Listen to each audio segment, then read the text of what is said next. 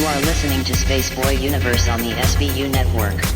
Explore the universe with Spaceboy and Surlana. 32 minutes, 21 seconds.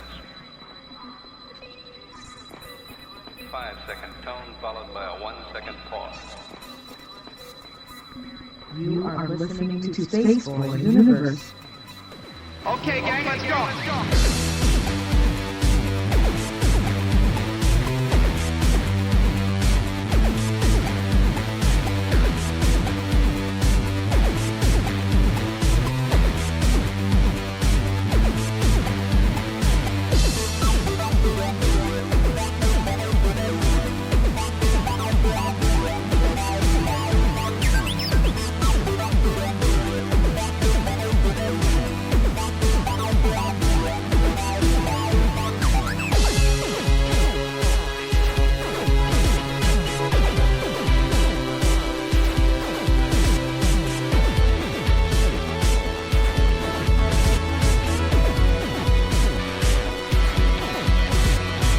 From the space city called Houston, Texas, welcome to Spaceboy Universe, featuring Spaceboy and the lovely Surlana. So strap in and prepare for launch sequence.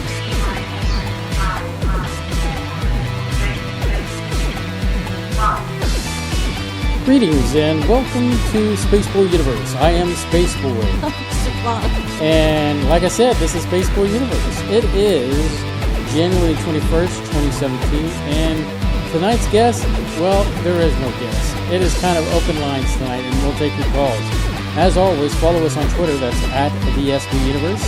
Follow Surlana at Surlana. Follow me at that's Spaceboy at Spaceboy Music. But also follow the network, and that's at the SBU Network. Remember to hashtag retweets with hashtag Spaceboy Universe and hashtag Space Cadets. Want to hang out with the Space Cadets? All you have to do is go to spaceboyuniverse.com, click the dancing chat bubble in the player, and that will get you in with all the cool kids. In addition to Twitter, you can find the universe on Facebook, Tumblr, SoundCloud, iTunes, YouTube. Just look for Spaceboy Universe.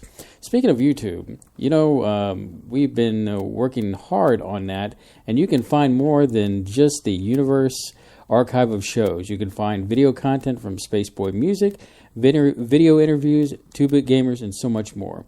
Can't catch a show live? No problem. Take the SBU on the go with you via Spreaker, SoundCloud, and iTunes, because we love to broadcast. So, Surlana, how are you tonight? That's just a question you shouldn't even ask. Well, I kind of get a front row to you every night that we do Spaceboy Universe, so I don't know. I wonder if a weather front is moving in or something. For me, it's a number of factors. I won't get into it because a lot of it's TMI for people, but I think a good solid 8 hours of sleep would help a great deal, and some of it's going to go away on its own. So having some vertigo, but I don't know what's causing that, and that might be something I have to follow up with later. I really wonder if it's something to do with the weather we've been having lately. Oh, gosh, the weather. Which was a big topic here in Houston, Texas this past week. It's part of the partial reason why we did a switcheroo on all of you. We said we were going to talk about this one thing, and then it just time and things happen, and I didn't have time, and I didn't have time, and I just didn't have time to do the research, and so here we are. Indeed. This is totally improv tonight. Yeah, so I know that if you were planning on tuning in to our topic tonight, we apologize. We're going to reschedule that. I'm looking at the calendar right now. It deserves better, than what we could have given it tonight. However, it's not like we were resting on our laurels today. No, we were not resting at all. That's part of the problem. Yeah, so, it's always a fun adventure with us when we're trying to get stuff for the show and build up new content for the YouTube channel, and that's kind of where we're at today. Was out there in the universe getting content for the show. In fact, why don't I just play this clip, Surlana, and then we'll come back and we'll talk about what we did today and give a good full stuff. report. Yeah, good stuff. So hold on, everyone. Right out of the fog, right out of the mist, rise the robots, they do exist. Founded in 1989 and based in Manchester, New Hampshire, FIRST is a 501 not-for-profit public charity designed to inspire young people's interest in participating in science and technology and motivate them to pursue education and career opportunities in the STEM field. Join Spaceboy Universe as we cover the 2017 FIRST Robotics Competition. We're with Jim Fox, the man who is helping out with all these young, wonderful adults. And this is week 3, Jim, right? Week 3, yeah, we're starting in week 3. Kickoff was, all my days run together this time of year. Kickoff was the 7th of January, so yeah, I think that puts us at the start of week 3. So, since this is week 3, I guess this is kind of like the middle point for you. And how do you feel things are progressing? This is actually about normal for this time of year.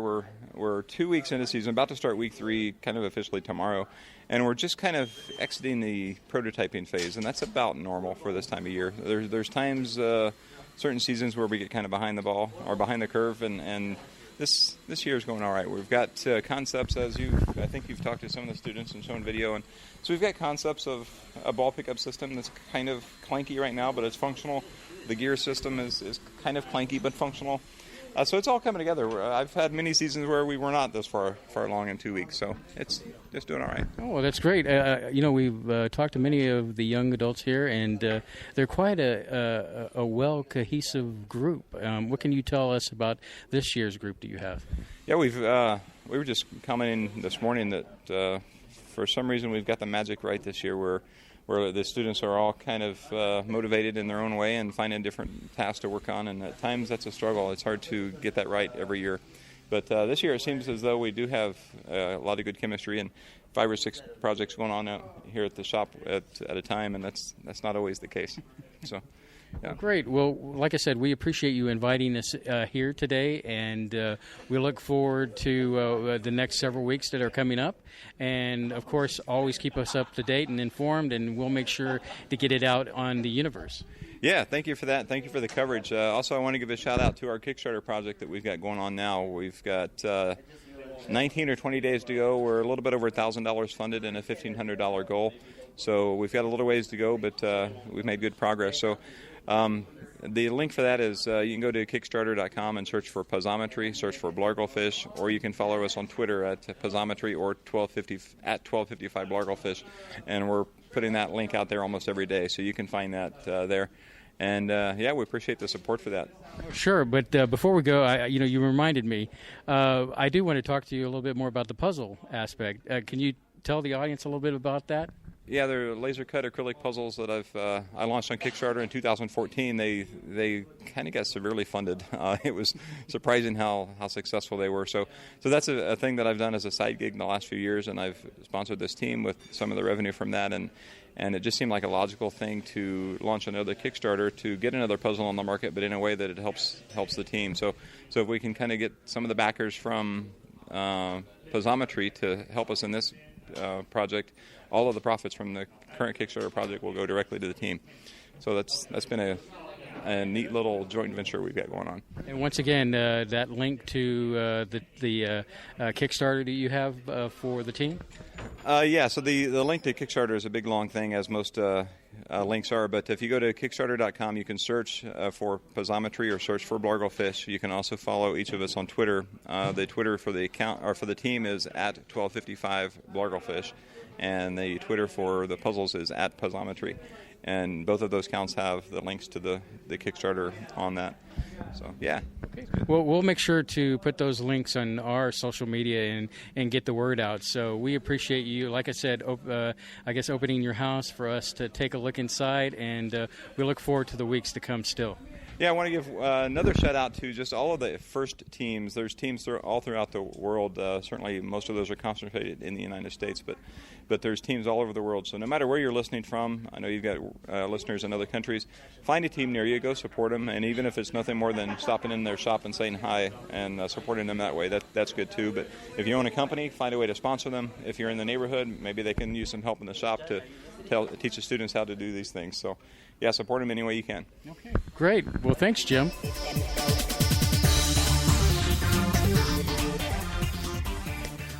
There you go. Another week down. That's week 3, and so 3 more weeks to go, Surlana. And so we had a good time. Yeah, we got to go out there to Baytown, and got to see Jim and the crew, and really check them out. And meet some inspiring young kids, make you feel old and sort of like, boy, I've wasted my life. Yeah, because nothing makes you feel old when somebody says "sir," "ma'am." And although it's nice that they're polite and respectful, I'm like, oh, please, I'll give you $5 to stop doing that. Just like, But I really enjoyed that. I'm glad that's something we're getting involved with, and that we can get the word out there that this is a great program. What impresses me is that some of these young people were saying that they were really, some of them said they were kind of shy. They didn't speak much to anyone, and they were just kind of living in their own head, in their own world. And this sort of brought them out of their shell and really helped them. And I was thinking that would have been great for me as a kid, except not even that could have helped me. I mean, I probably would have pitched a fit and cried about it to not do it. But the thing is, I was not the person then I am now. So I'm trying to say. I was going to say the audience would never recognize you. The only person in the audience that's listening is my sister. She would understand. But it's even. I know this is a song. Even being married to me in the time that you've been married to me, and I can't believe I'm married. Period. And now I didn't see that coming at all on a talk show, and so if you'd have said, not only are you going to get married, but your husband's going to drag you into this thing where strangers are going to listen to you and possibly judge you and all this other stuff, and I'd be like, there's no way, and where that is I'm ever going to get involved in that, and here we are. But these young ladies and gentlemen that we got to see today. It's one thing we saw when we did the Texas Robotics Invitational is that they're smart, they're on the money, they're polite, they have communication skills that are way beyond the kids that are their age. Yes, and what you'll see when we get these videos edited, which I'll start tomorrow on, is that they're involved in this, but some of them say they're not going to go into engineering necessarily. They may go into a STEM-related field, but some of them said they were going to go into medicine. One is going to go into advertising. So being involved in this gives them a chance to explore that path because Keegan said she's going to be in advertising. Well, they're letting her do all the social media to do for the group. And the other is a safety officer. Like, you find the kids that are involved, some of them, as Jim said, never touch the robot, but they have important roles that are getting them involved, roles they could still win awards for. He says there's safety awards, there's, different kind of individual awards within this competition, not just the one with a robot. So there's something in it for everybody, even if you don't necessarily want to program or build. And that's what I really liked about it. They'll find a place for you and just, get on there and look around. Like Jim says, try to find one near you. And when I was having that conversation with Jim. For the young people. One thing I noticed about his team is that they're just well put together. And, he was saying how, this year everything's been smooth and by the numbers and everybody's gelling together pretty good. And it was really cool to watch them work, to get their hands into the machinery or just, helping in their different ways that they do help. And, you said we were talking to some seniors that they said, it's my second, third year, and I'm about to graduate, so I won't be able to participate anymore. And as Jim pointed out, it's like, so come back, be a mentor, be a coach, be, somebody that the younger ones turn to like, well, how do we do this, or how did you conquer this? And like you and I, we necessarily don't have a way to financially support them, which would be nice, but we can provide our time and like press coverage to help get the word out. So, they kind of welcomed us as part of their family. Mm-hmm. And they were just awesome to interview, and I tried to disarm them with a little bit of laughter and comedy, and to get them to Yeah, you they know. didn't understand our dated jokes. Yeah, and there was a Brady's joke, and apparently They're there not was- aware of the Brady's? 1970s even Who- happening. Who are the Brady's? And Yeah. so yeah. But good times. Surlana's gonna, work on that video and get that edited and updated. But speaking of video, I've been going into the swing of videos, and we've started putting out the 2-Bit Gamers videos now and getting more of those out there.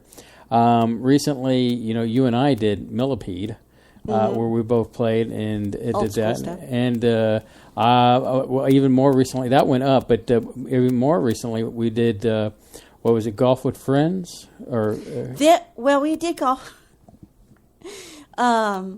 We did Golf with Friends, which is also on the Steam platform. Mm-hmm. That was a little while back, but recently, was it Friday night? You and I sat down. It was Tower Unite. Tower Unite Mini Golf. Mm-hmm.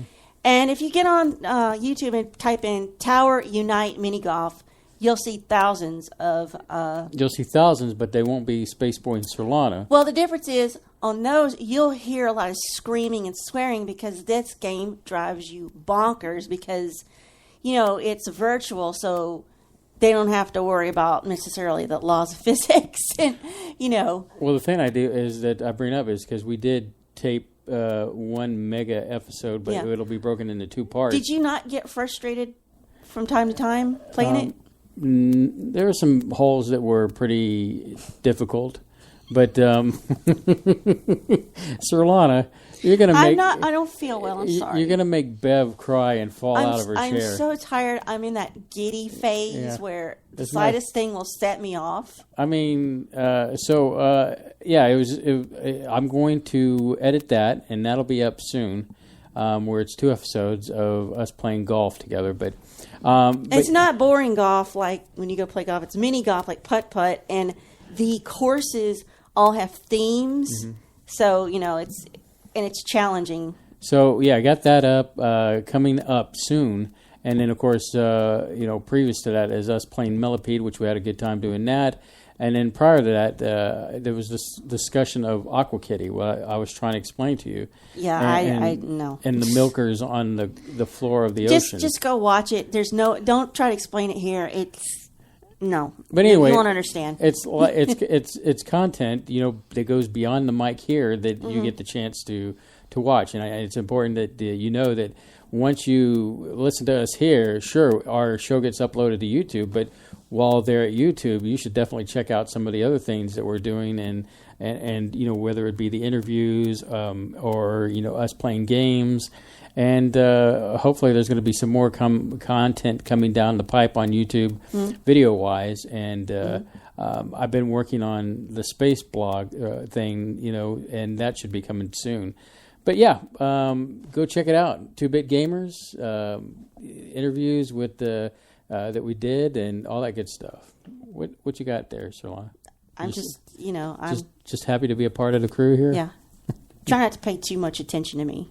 Okay. It's only going to confuse you. You know, speaking of laughter, you shared a picture, and I wished you could share it with our audience. Somehow you'll have to get this to Twitter. Where did I share it eventually? On Facebook. My Facebook? Yeah. Here, I'll put it at I can tweet it. Dino Lady at Target. Oh, that's on my phone. I had to download it to get it in order to get it on social media. You might want to tweet that picture out. I about lost my because it was so funny, and then you were starting to crack up. Somebody did something in a Target store. Let me tweet this. And when she said somebody did something, it wasn't like. No, look, I'm gonna tweet it out. I'm gonna include the universe. And I think I'm gonna include Dennis too. Yeah, because he'll definitely spread that out there. But yeah, our Twitter account at the SBU Universe, Surlana, Space Cadets too. Yeah, she's doing the hashtag Space Cadets, and that should be up any moment. And I knew that was going to get you. I showed it to you. It was like we were going. We do our ritual of when we get in bed, and we kind of He gets on his phone, I get on my phone, and I'm flipping through, and I just reach over him, and I just put my phone in his face. He just cracked up. So yeah, you should definitely check that out. That was pretty funny. It kept me laughing for the most part. Let's see here. And another thing that I got to see or listen to on the old Facebook wall was apparently Donald Trump's speech was, Bane from I guess Batman. The last. Oh, something he said was something. Yeah, it was just I don't want to get too deep into that because we don't want to do politics. But it's funny, and if we can't laugh at something, it was funny, but I didn't want it to. I'm not picking any sides or anything like that. I didn't want our chat room to devolve into a political thing. Yeah, and that's one thing about the universe. I'm so tired of it. We tried to stay away from politics because I'm exhausted with it. But that was you couldn't help but laugh. There's moments in time when you have to look at something and say, hey, that was pretty funny. You know what? If I was president, I would be quoting crazy stuff all the time because it would be fun. And I'd do it on purpose. Behind every revolution, there's one man with a vision. You wouldn't know that one. That's Star Trek, the original series, where they go into the mirror universe and Kirk tells Spock that he could, create a revolution. All righty. All right, a little Trek talk there. We'll get into more of that, actually. Yeah, like, for example, the CBS Paramount Axonar thing. I just read a little bit. And I did, too. Thanks to Dave. Viking Dave sent us a thing, included it. Let me see if I've got this right. Here's my summation of it. Maybe you could clarify it. And then I'll give you my sandwich version of it. Basically, they settled it out of court, and the long and short of it I got of it is that Paramount says you can go and make your little fan films if you buy your props from us, but keep all your overall production really crappy so people can tell it is fan fiction, it's not that good, and you don't profit off it or make ad revenue. Something to that effect. And your movies must be 15 minutes or less or broken up into 15-minute segments without ads on YouTube. I still think it's a bunch of hooey in a sense because you got all these other fan film stuff that's out there, pretty good quality. They should just set the whole Trek universe like Soviet Russia or something. Well, the fact is that we're coming up on Star Trek Discovery. And I'm honest. I just can't get interested in it. I'm not going to shell out the money to pay for something that I'm only going to watch one show if I was going to watch that one show. And they could stick Tom, Dick, and Harry in there, and I'm not going to be impressed with what is coming down the pipe on that. I'm just really... this goes back to the Stargate Universe thing with me, is that, as a fan, I became invested... And please let me finish my thought before you start giggling over there. Sorry, some of our space cadets are really funny. Well, they are. But yeah. Now I lost my train of thought. Thank you. Sorry, you're upset with Paramount. Yeah. Well, no, I was saying about Stargate Universe is that as a fan, I was into it. I invested my time into it. Only to have the studio just kind of like, say some, I guess, two letters, and I won't say it on right now. But I just think that they really, a lot of these companies missed a boat. And I'll give some other examples. At least Fox allowed Fringe to end on a note. But you take Fox again, which had the Sarah Connor Chronicles. Sarah Connor, I can't even say. They should never called it that. But they ended it on a cliffhanger. Another good example of a major movie studio kind of ruining a property is Fox again with X-Men. X-Men really needs to be a part of the MCU. And they have a great opportunity to make all this money, but they choose not to do that. And at least Sony saw the light, and they're making Spider-Man and with cooperation of the MCU. So I think in many times these companies miss the boat. And, let's face it, we wouldn't have gotten a Deadpool at all if it hadn't been for Ryan Reynolds stepping in. Well, I saw a teeny little video clip, and I didn't have any earphones or sound in at the time because I was at work, and it was basically it did have text in the video, and it said that I think it was coming from Reynolds' account, his Twitter account. It basically said that Reynolds admitted he leaked it on purpose. Well, it's the only way to get it out there. No doubt. Well, I'm like, duh. I suspected that from day one. He was passionate about it, and he still is. And I think not only that, is he's kept the suit. He intends to keep the suit. He's not going to let anybody have that suit because he's just going to put it back on. But anyway, we'll see a new Deadpool movie coming up. But at the end of the day, I think that never thought I'd say this, but at least Disney's getting it right. Whether it be Star Wars, the MCU universe, they've got it together. Because you look at DC and their property. They've rushed to get things done to catch up with Marvel, and they didn't quite do it right, though, didn't they? They did not do it quite right, indeed, and that's why it seems like, for example, that I can judge the movie you just saw. I was going to say Spaceboy versus Batman. I can't. You wish. I'd win in your fantasies. I'd win that one. He's got money and gadgets. Anyway, I would win that one. But you know how to get in the network and mess with it, I suppose. So what I'm saying here is that movie you saw, there was Superman versus Batman. That movie was supposed to be 3 hours long, and they cut it down a little bit. Oh my! Yeah. What was 3 hours worth of? The point is, they could have made 2 movies out of that, and they chose to, splop it all together, if you will. I know I'm great at creating new names and words. Put it all together like that, and that's what they served us. And it was like, Now, the only saving grace that I'm seeing from DC is one, Wonder Woman. You think that's pretty cool, and that's going to be a 3-parter where it has her in the past, and then kind of so many years after that, and so many years after that. And then seeing, Justice League. Which, as a kid, growing up... That's not out yet, though. But as a kid in the 70s, I was like, man, I loved Justice League as a kid watching the cartoon. So I think that's overdue.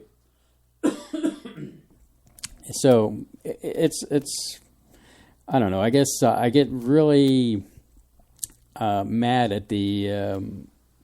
companies that are out there that just really don't have their acts together. They're trying to cash in too fast without quality content. Well, no, DC is looking at Marvel and saying, wow, they've done a phenomenal job. I mean, let's take one thing from Marvel, the Guardians of the Galaxy. Good stuff. Great movie. The sequel looks like it's going to be awesome. A little less known stuff that's out there in the universe. But yet they took it and they made it a success. And so that looks good, and it's going to be a pretty phenomenal thing. Now you go back to DC. The last good stuff from DC was, what was it, Richard, who did the trilogy, the Batman trilogy? I'm sure somebody out there can tell me. I've gone brain fogged here. But anyway, that was, I think, the last good example of Batman. I couldn't tell you. Sorry. I mean, Heath Ledger as the Joker. I mean, that was awesome. That's good. I tell you what, Surlana, I know it's about a minute or two Do you early. need to have a coughing fit? I need to have a coughing fit because I'm dried out, so it gave me a chance to go ahead and... Yes, definitely, Dennis. Guardians characters joining the Infinity War saga, which just builds on that. I mean... Would that be Avengers and Guardians together? Yeah, that's the whole kit and caboodle That there. would be pretty cool. It is, indeed. So, let's see here while I'm about to choke myself to death. There we go. But yeah, let's take a break, and when we come back, we'll open up the phone lines, and if you want to call the universe, you can. And that number is 844-734-7286. You might want to wait a second or two while Surlana gets that all hooked up. A minute, because I'm trying to get something real quick. And so when we come back, we'll, it's open lines, and we'll talk more about some other topics and explain when the topic tonight is going to be rescheduled. So we'll go from there. So don't touch that dial.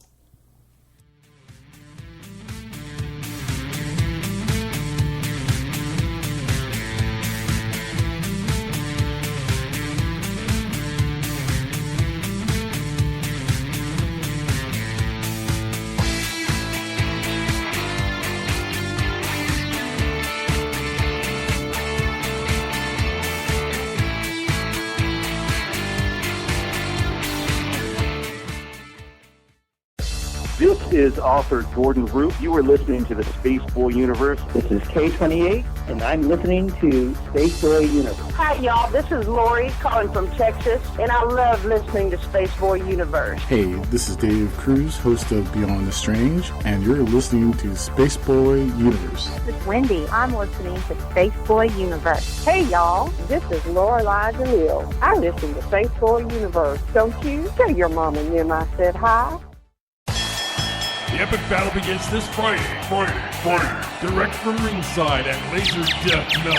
It's Bot versus Bot in Galaxy's 2-ton weight championship, where your challenger, Good Bot, will face the reigning champion, Bad Bot. You're terminated. Reserve seating starting at $30. 2-drink minimum, where ladies don't get in free. This is an SBU production. You're listening to Spaceboy Universe.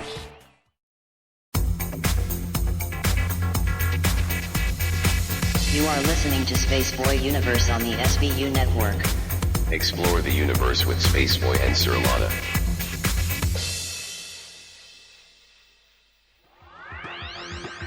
Ever seen an extraterrestrial? It can be hard to believe they exist unless you've seen one for yourself. What if I told you I've seen them my whole life, but have never had a witness who shared the encounter with me? Now, what if I told you I saw 4 of them, 2 with blue skin, and there are over 20 witnesses to this CE5 event? My new book, The Blue Beings, Visitation at the UFO Conference, documents actual accounts from real witnesses, many of which have gone on record to attest to this otherworldly reality.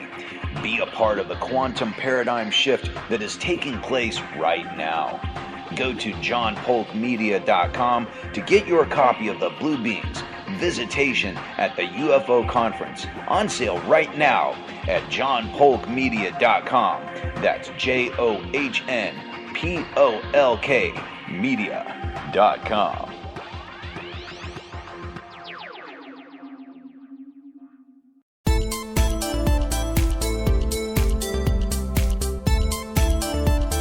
Hello Space Cadets. It is announcer Savannah. I want to tell you that as a dedicated member of the SBU team, you always want to look your best. Do it in a Spaceboy Universe t-shirt.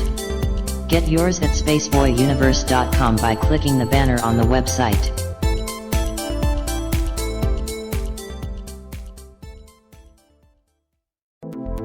Greetings, Space Cadets! Let's see what's in the sky tonight in the Spaceboy Universe. Tonight, in the eastern sky, we have Spaceboy Universe rising above the horizon in glorious splendor. And in the west, we can see Surlana's Majoris, which is visible at 9 p.m. Central Standard Time, just below the K28 belt. So keep your eyes on the sky and listen to Spaceboy Universe.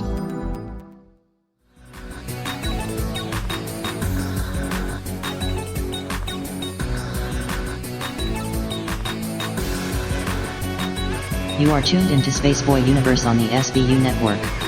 To call in, dial 818-616-7286. Here are your hosts, Spaceboy and Surlana. That is a wrong number, ladies and gentlemen. Just like a Russian car crash, things never seem to go the way they are planned. The number is 844-734-7286. That's 844-734-SBUN. That is the new number. It's toll free, so you can call anywhere and you won't be charged a nickel. It's on us. So, what was I going to say? Oh, so tonight it was supposed to be a lovely talk about Linda Moulton-Howe, right, Surlana? Yeah, about her, some of her most interesting cases that I really find fascinating, whether they're true or not. But it's just there's. Let's say I picked maybe 5 of them, 4 or 5. I just didn't have time to thoroughly get in there because most of it was an hour long or more YouTube videos from other shows, and I was going to pick pieces out of there and do some additional research on them. Not just retelling what she did, but just no time. So now I'm thinking we do it where there's a book out where that I wanted to read, that she's interviewing this guy, and he calls himself, I'm not going to get into it, but I'm just going to say, he calls himself John Teeter 2. So when I was trying to make notes, I would call him, JT2 Electric Boogaloo. And I wasn't taking it too seriously. So Well, I think while you went over that material, I was talking to you about it this morning. We were talking about time travel. And we got into an argument about time travel. Most couples fight about, leaving the toilet seat down, finances, you're not cleaning enough. No, we have arguments about time travel. I know, you've advanced past the pettiness, what's really important in life. Yes. So, so that we're going to move that show to the 25th. But why don't we just talk about one case? I know that you've mentioned before that you really liked the Scorpion. Well, the thing is, I found that by random chance on YouTube, and you know what? I went back to my history. It's gone. It's not like it's indicated it was deleted. I cannot find it yet. I don't know what the search terms I should use. I used all of them I could find. Maybe she removed the story off the... But it was good. It was, I don't know what show was airing it, or if it was she independently recorded it. But usually it's like Dreamland or something, Well, but sometimes she's on... it's because it was older. This was Coast older. to Coast, and sometimes she's... Well, I get the impression this wasn't Coast to Coast. She's got her own show on, I think... She does now. KGRA, is it? Yeah, this was older. Right. She had a phone interview she recorded of a truck driver, and I don't remember where this took place. I want to say it's in America. I don't think it's Canada. So I'm Canadian. But so he calls in and tells her what he witnessed. And it was at night. He had a delivery at night. He said it was sort of a back road, a shortcut for him to get somewhere to a major highway. So I think it was like not a heavily traveled road, especially not at this time of night. So there wasn't anybody else to witness what he saw. And he was driving, I believe, on both sides of the road. Maybe it was a 2-lane highway. I think both sides of the road had field, and one side had cows in it. So this is really strange. This is like Lovecraftian weird, And, before you tell the story, I just want to point out, I had heard the story before, I guess, but way before you had I'm come sure. to, and so it was. I one of didn't those, get any Indians till America. It's one of those things where when you go off on a tangent or you have done such diligent research during our shows, and people say, "Well, Jim, I don't hear you because you're so quiet." It's because I'm fascinated to hear your take on it for the first time, even though I've read it over and over. So I had heard about it, and it was creepy. So at that point, go ahead and take it over from there. Well, he said so he called in to tell her what. I'm sorry, I'm tired. I'm getting tongue tied. What he witnessed. So he said he saw, and kind of like he's describing the vibrancy of like Skittles candy. You know how they're vibrant reds and yellows and blues. Not blues, but oranges. Because, blue and orange are interchangeable. Oh, God. So this thing, he said, it reminds me of what he described. It kind of reminds me of like a giant face hugger, but from the other way. Right. It was draped over its back, and it had some kind of appendages around the sides of the cow coming under and digging in. And he says the cows, so I guess like maybe the cow was standing perpendicular to the road to the fence so you could just see one side. That's the impression I got. That's the impression and that I got the too. cow's head was turned slightly away from the road towards inward to the field, so you couldn't see what was going on the other side of the cow's head. And this creature had something going up into its neck, or had its neck pulled to the side, so this cow couldn't move its head. And he got the impression something was being drained from the cow. And trying to remember what else happened, but the way this guy described it was just creepy. Mm-hmm. I have never heard anybody explain anything like that. So he said he did see a weird light in the sky that I think it shone down a beam and started to come over him. And then he said, okay, that's it. I had enough. But he'd observed the creature for long enough to do pretty good detailed recounting to Linda. Mm-hmm. So he said he finally decided it might be in his best interest to get on out of there. And as he drove on his way, this light followed him, came down and went from one side of the road to the other side of the road and the other side, So it's like he was being tailed. But yeah, that's a good one. I wish I could find it again to listen to it again. So maybe I could pick out some keywords. It's just disappeared. It's very strange. That was definitely an interesting case that she presented, and like I said, it's very. Put the hairs on my back up. Yeah, I look at it like one of those creepy pastas you listen to go to bed, and it's a good story. Well, did it happen? I don't know. Probably not. I don't know, but the guy's a good storyteller. Explain to our audience about creepypasta again. Oh, creepypastas. My experience of creepypasta, that's something strictly that's on YouTube, where you can start up a YouTube channel and you ask people to send you stories and you just read them. And most of the time they're fictional. And sometimes they're a hybrid of based in truth and then somebody has embellished them with fiction. But they're just bedtime stories that are scary, spooky. Reddit has a lot of these let's not meet stories that are usually true encounters. That kind of falls under that. And like a complete weirdo, I queue up a bunch of these and try to fall asleep listen to these because, I bring it upon myself to have these weird dreams. But I had a dream this week that I heard the alarm go off on my phone because it was time to get up and go to work, and that I guess I had ignored it, and you rolled over to wake me up and say, are you going to work? And it was so normal and real, I thought it really happened. And then it went off for real, and I was really disoriented by that. Fascinating. So, do you want to get into our time travel thing? It's all came about because we were talking about Linda. So, about the teeter thing. Yeah, we were talking about Linda. Yeah. Bless her heart, and I don't mean that in a condescending way. Somebody out there that's listening, can you tell me the name of the guy she co-hosts her show with? The John from Bentwaters, what that John's last name is? I can't remember his name, but he's from that whole Bentwaters incident in Rendlesham, UK.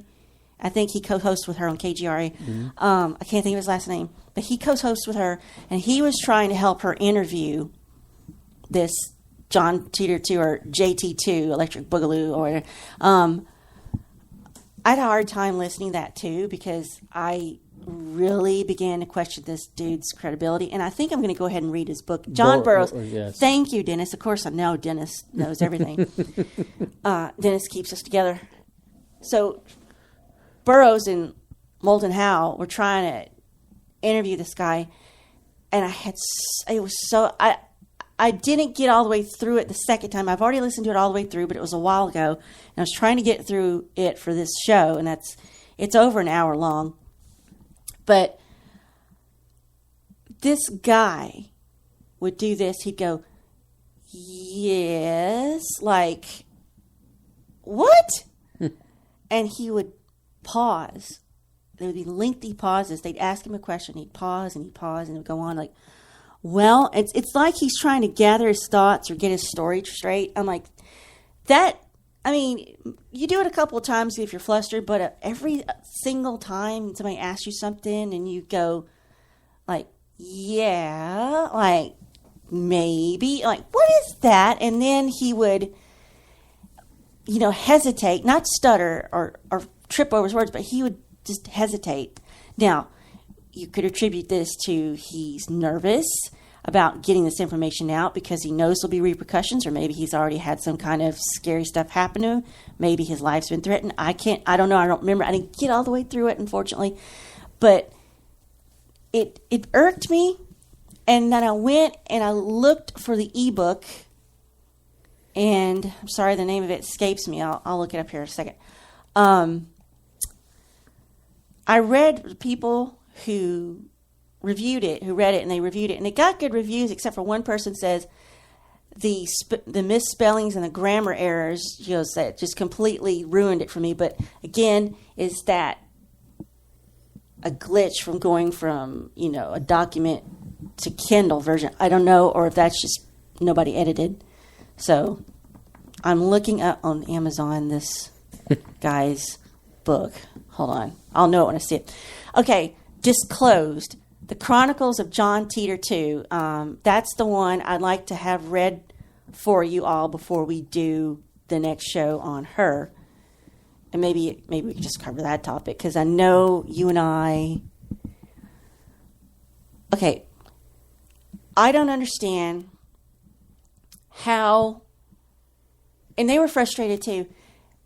He said basically something like, okay, it was 1978, and we built these crafts with the help of non-humans, and we did a bunch of pilot tests. He was a test pilot, and they were capable of going to other points in time. And they did it to places in time and on Earth, just Earth. And then when they have a different craft, a bigger one, he says it's the size of a football field, that they can go interstellar, or they can go to the moon, they can go to Mars, or somewhere else entirely. Mm-hmm. So he was saying this is where they were getting frustrated, and I was like, I am so confused. Maybe the book clears this up, but he starts in 78. He gets a mission to go to the year 2030. It's okay. Here's a point in time. Go to this point in time. I'm assuming that's one line. That's let's say that's just a straight line from here to here.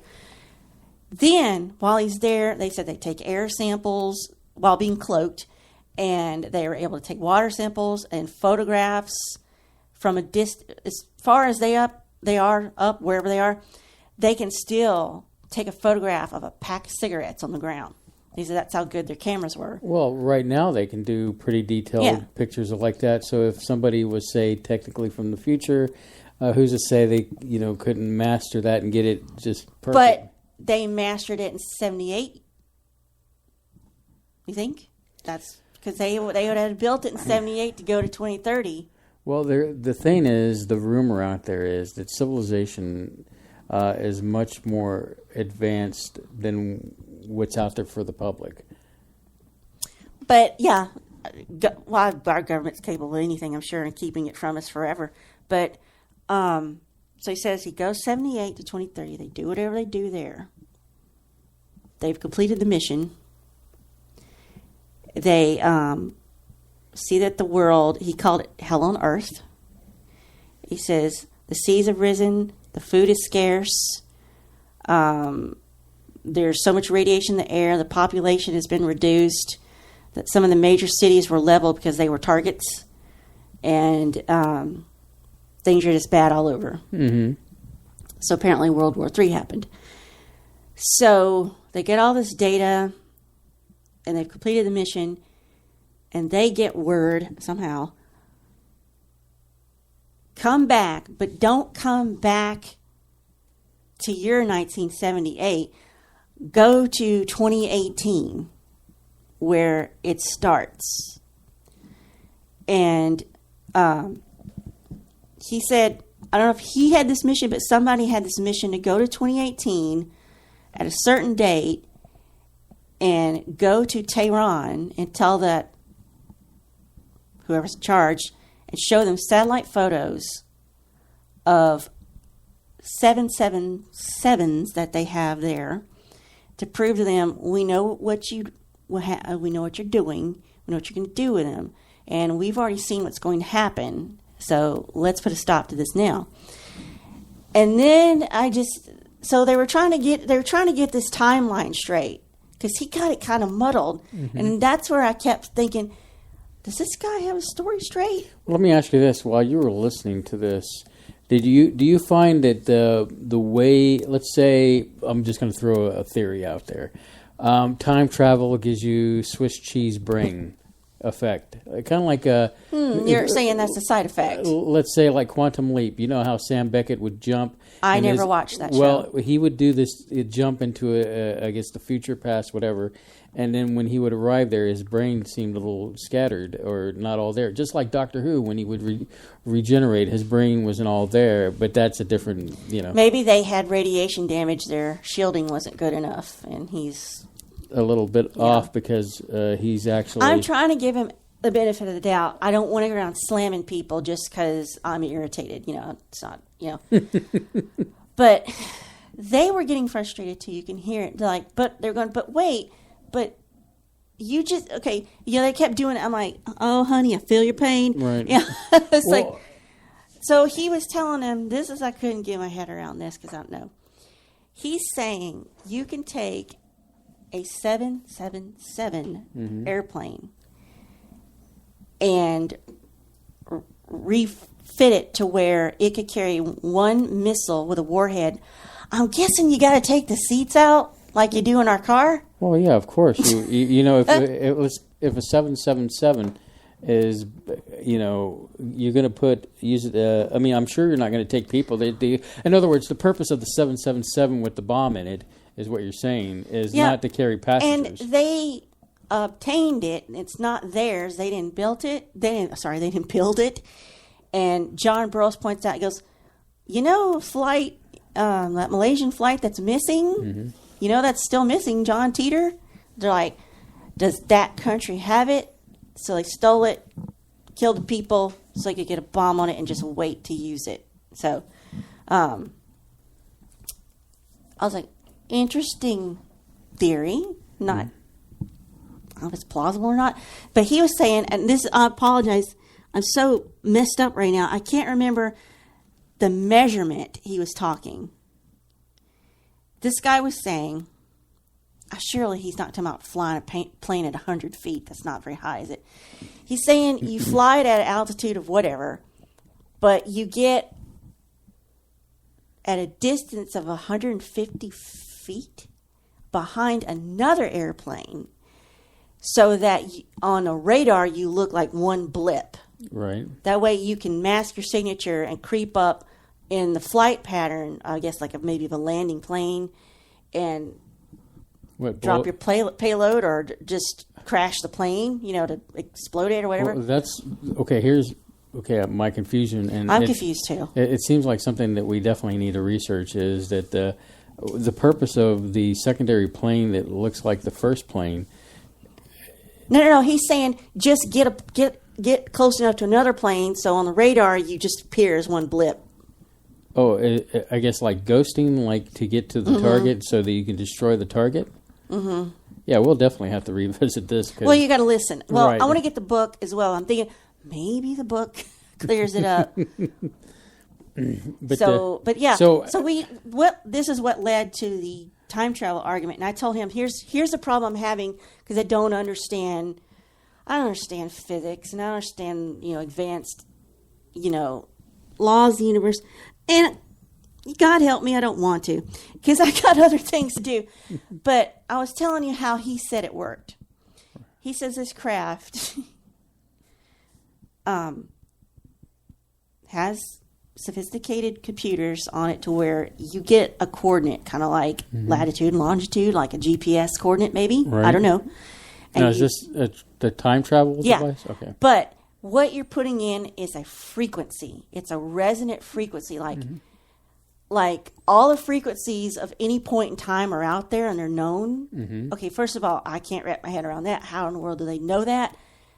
What the bleep, So says you just put that, type that in or whatever, and off you go. And what you do is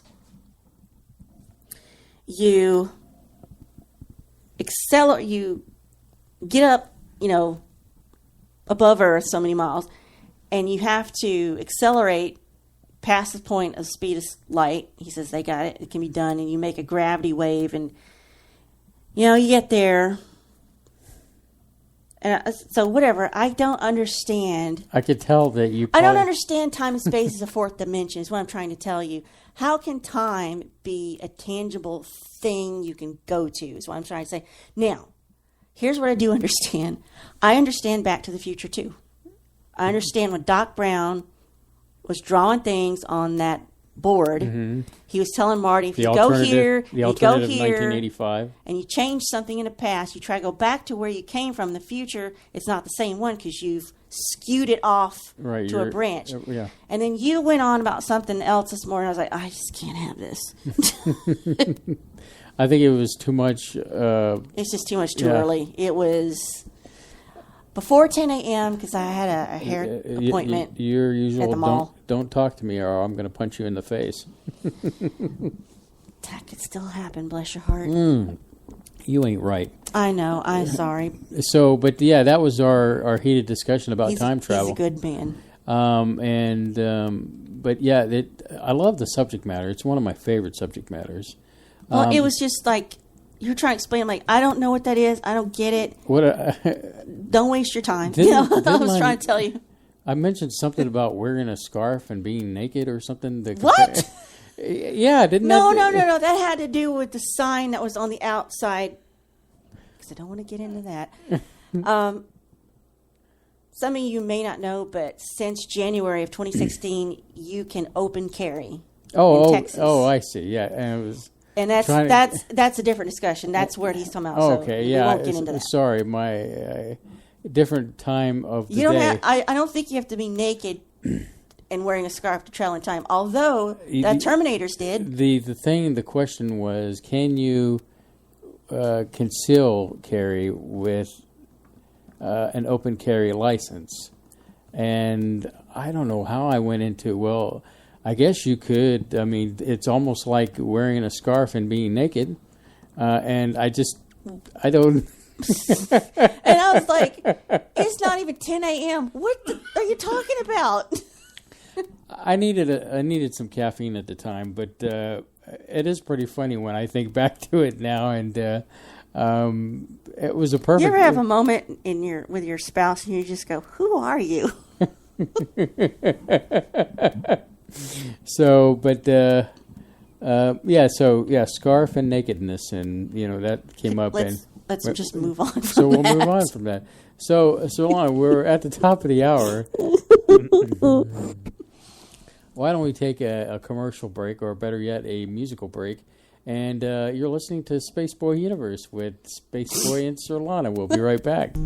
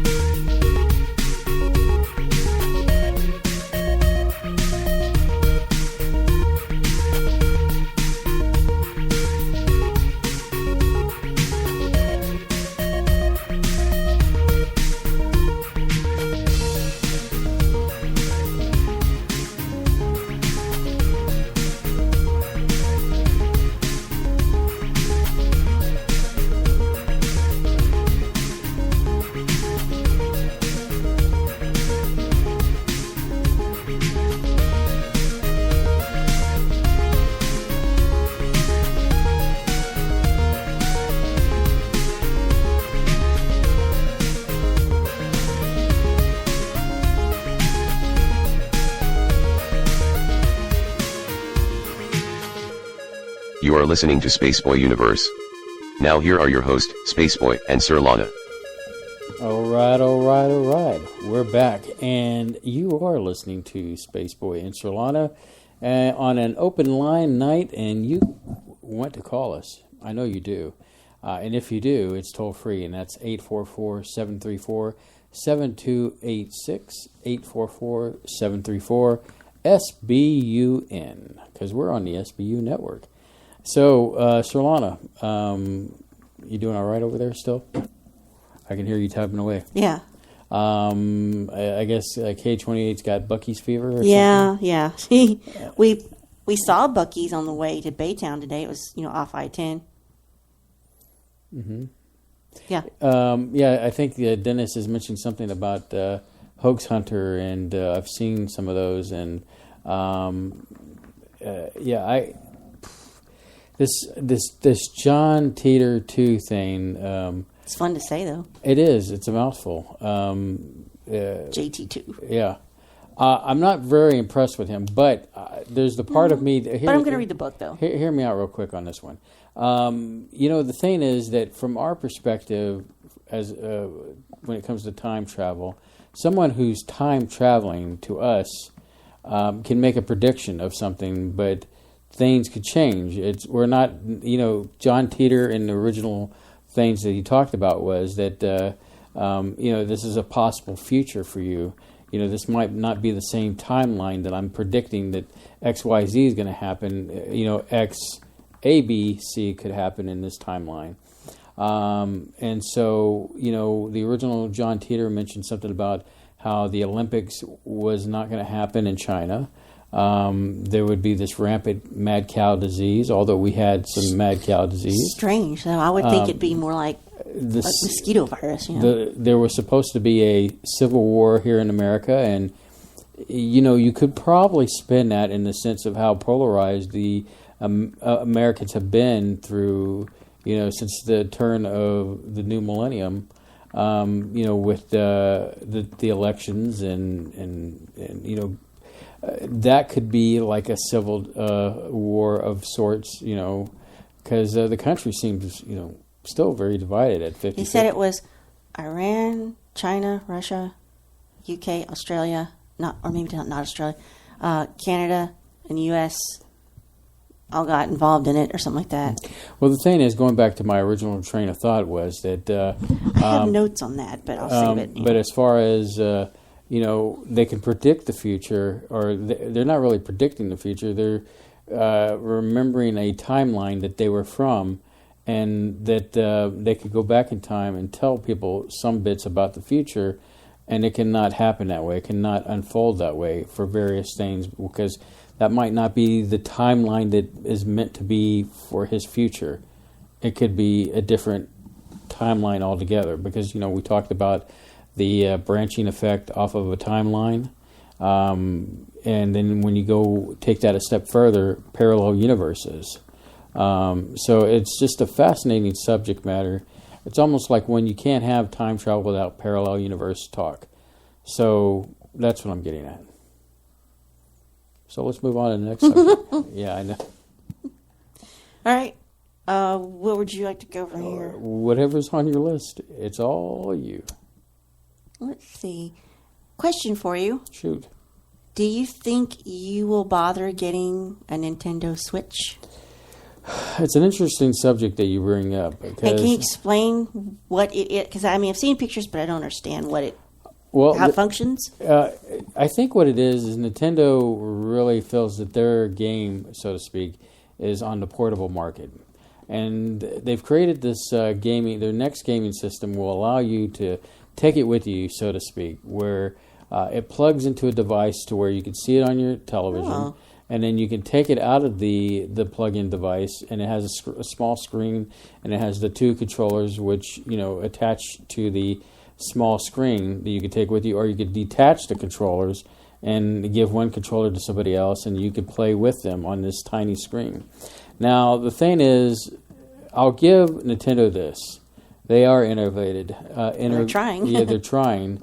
And although I still have a bone to pick with them on the NES Classic that they've put out. So that you're trying to get a hold of. I'm trying to get one. I entered a giveaway on ThinkGeek.com, which was, I entered it for the privilege of getting in a drawing pool for getting one of them. A chance? Yeah, a chance. I entered a chance.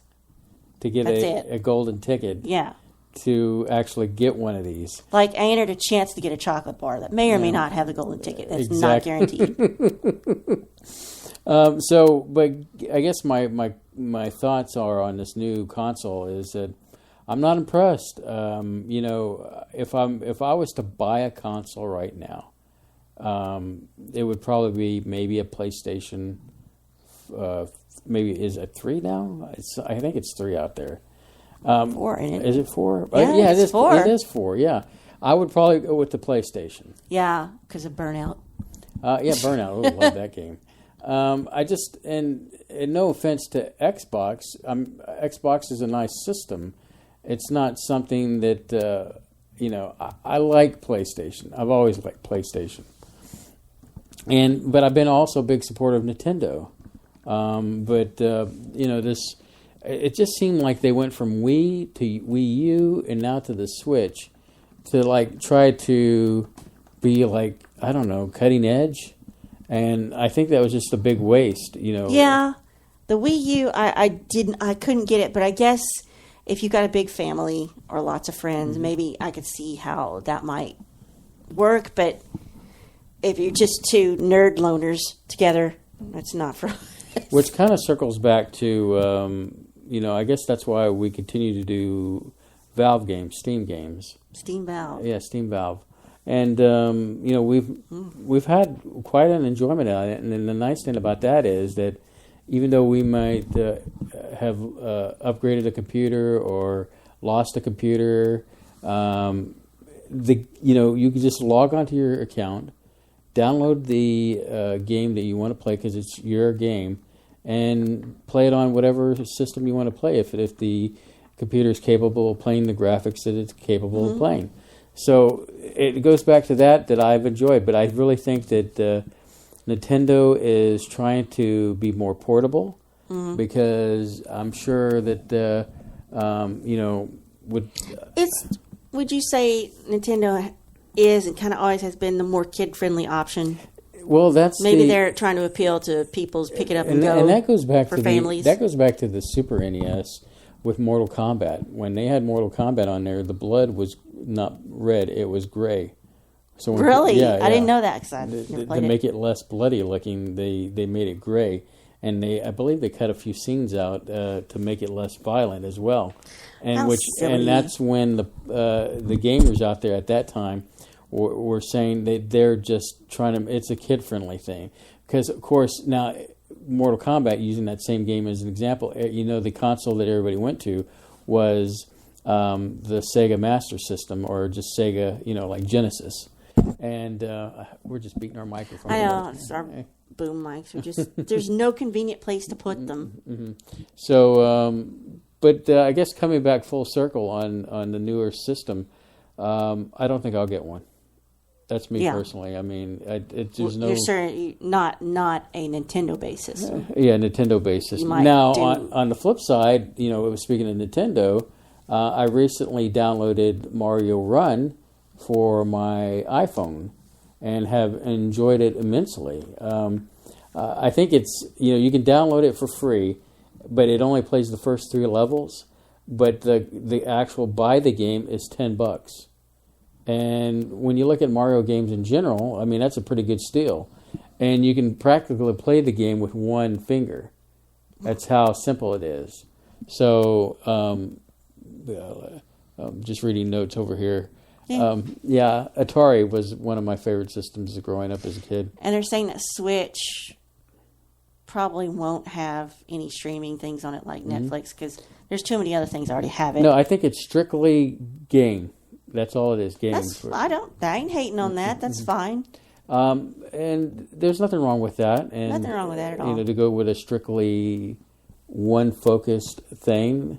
I guess Nintendo's going with the Kane's Chicken outfit situation where They only do serve one thing and they do it right. chicken. They serve chicken. Or it reminds me of Sigourney Weaver from Galaxy Quest. I have one job to do. It's stupid, but I'm going to do it. Wow, we're really drying out in here. Well, it went from being cold to hot. So yeah. So hey, do you know about the Great Molasses Flood of 1919? No, but I know that we cover history. Why don't you tell me about it? I was trying to get at least 3 topics on the 6 topics we cover on the show, and just time ran out. So, unfortunately. And when it comes to music, I'll go and look up music news. I'm like, I don't know who these people are, and I don't care. And then I'll talk about, like the Beatles and stuff. I'm like, I don't care. It's just... So music's difficult to talk about unless it's about your music. Especially, I enjoyed our conversation with Red Viking Dave when we were talking about the Grammys and what a load of hooey that is. Who cares about the people who go there? But anyway, I never heard of this. This is fascinating. The Great Molasses Flood of 1919. What the heck is that? January 15th, 1919. A section of Boston was devastated almost by a massive tidal wave of molasses. And this happened because a holding tank of molasses burst and sent 2.3 million gallons of syrup through the city streets. There was a 15-foot surge of molasses that leveled buildings, crushed horses, vehicles, destroyed part of an elevated train platform. 21 people were killed, 150 injured, and it took years in a marathon court case before it was finally settled. But it was a 50-foot steel holding tank, and it was on Commercial Street in Boston. And it was property of United States Industrial Alcohol, which took regular shipments of molasses from the Caribbean, and it used the molasses to produce alcohol for liquor and munitions manufacturing, which I would love to find out how that's done. So that this tank was built in 1915, and World War I increased the demand for industrial alcohol. So when they went into production, the production was kind of rushed, and maybe they didn't take all the precautions they needed to when they were doing this. So the container kind of just, I guess it started to warp and peel and leak a little bit. And one employee warned the bosses that it's structurally unsound. It's going to, burst. And they said they just recocked it. But the company didn't we'll just put a Band-Aid on it. So in 1919, the people who lived on Commerce Street, mostly immigrant Italian and Irish, they got used to hearing these rumbles and metallic creaks that came from the tank. So by the 15th of January of 1919, they were kind of having a mildish winter. It was like 40 degrees on that day. And, the day was hopping, horses, laborers, streets were busy, the train was going on. So everybody's kind of chilling. The firemen were there at Engine 31 Firehouse playing a game of cards. Sisters were playing in the street, and everybody's just going about their business. And around 12:40, there was this metallic roar, and before they figured out what was making it, here comes the sludge. A rumble, a hiss, and a wave of molasses. A 15-foot wall of syrup cascaded over the street at 35 miles an hour, obliterating anyone in the way, damaging building, took out the horses. Some of that train platform was, taken out. Those 2 kids were instantly swallowed. Now, how you told me you used to be scared of The Blob? Oh, I hate that movie. It freaks me out. The line is working. It's just that I'm not paying attention. I'm sorry. Are you there, caller? Hello, caller? I guess they're not. Anyway, so yeah, I'm not a big fan of the blob, the more updated version. But I had never heard of this. It just absolutely fascinates me that something you put on to enhance, the flavor of your breakfast or something, it just could kill you. The Boston Globe said that the force of the wave caused buildings to cringe up as though they were made of pasteboard. Pasteboard is something like playing cards used to be made out of. It's just really, flimsy. The firehouse was knocked off its foundation. The second story of it collapsed. Another building was swept away and dashed against that train platform. One guy just woke up from a nap. His home crumbled around him, and he got thrown into the current. He said he was in bed on the third floor of the house when he heard the rumble. Let's see. We're going to try this again with a call. Are you there, caller? And we tested this, and it worked. Volume is up on my end, and I know you're getting sound from that computer. Mm-hmm. Because no voice, it disconnected. It's connected now.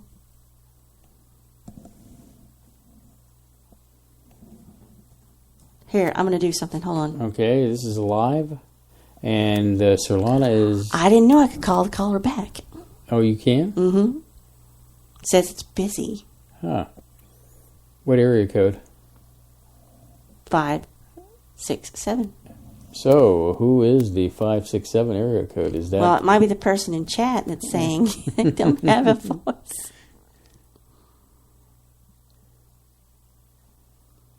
Well, there says their line's busy, so I'm unable to call them back. Wait. Be quiet for a second. Anybody there? No, there's nobody there. Okay. It's not connected. Hold on. Ready? Let's try this again. Caller.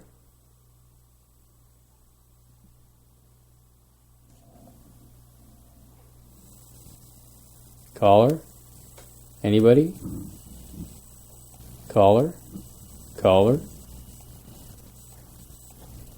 Well, I'm at a loss to. Because we tested all this. We tested it and it worked great. I get so tired of going through these technical issues. In the beginning, it was so easy. Remember how in the good old days when we could take a call and... Well, we were just using one. And as we upped our game, something happened along the way to the market. All right, Surlana, so... I'm still trying it. What, you're trying to call him back? No, I tried to bring him back in. It didn't work. And you see the calls popping up then. Did you mute that computer? Because you remember how you had a sound on it earlier? No, I just it auto played a video and I just stopped that video. Well, here for giggles, can you play something to make a sound on that computer? Do anything that's not copyright? Hold on, let me find one of your songs. Okay, so we're checking out this is Tech Support Live, and this is brought to you by Mac and Windows. Take your pick. Mac or Windows? Windows or Mac? Or maybe you want Ubuntu. Oh, I explained. Remember I explained about Mac. Well, there's the sound. So volume is coming through. What? Sorry, it locked up. Now the next question is... she said it keeps disconnecting. The account is in good standing, correct? $27. All right, so and you've got the account connected properly, right? Mm-hmm. And do you want to try to disconnect and reconnect? Okay, I can do that. Okay. Anyway, so while she's doing that right now, and you might when you do this call, I'll probably try it one more time. Can you hear us? Is it working? Hello? Testing 1 2. Okay, we're gonna do this. So I'm going to turn you down when you start punching buttons, but the audience will still probably hear parts of this. So I got into a new show, thanks to Barrett, and I had kind of already had this idea of going down to watch this anyway. It's called Goliath. It has Billy Bob Thornton in it. He plays this lawyer that at the beginning of the show, he seems like an alcoholic, washed out, and later on you find out, reasons why he is, but he ends up taking this case. And what's fascinating about it is it's a case that involves a former law firm that I guess he helped build. And it's quite interesting. I think the Billy Bob Thornton should get some kind of an award for this. I guess it would be an Emmy, because I guess they give Emmys out for these shows that end up on Netflix and Hulu and Amazon. But what I'm getting at is this show is really awesome, and you should really definitely tune in. And Surlana's got her brows so close together. I'm not sure what's going on over here. Mm-hmm. So she's continuing to work it. So that's on my binge watching list right now, and I can't get enough of it. Let's see here. Oh, recently the CIA released, quote unquote, their X-Files this week. So they've posted files and PDFs that you can download and kind of read into that, and that looked pretty fascinating. And at some point I'm going to download and take some time to read that. Hey, happy birthday this week to Betty White. She turned 95. You look like you just had a stroke. Okay, I don't know what you're talking about. I'm going to have to discuss this with you during the break. Okay. Well, what time is it? It's a little early for the break. Someone's asking you a question. Have you seen Pure Genius yet? Pure Genius. I don't know if I've seen that. Where is that at, Fran?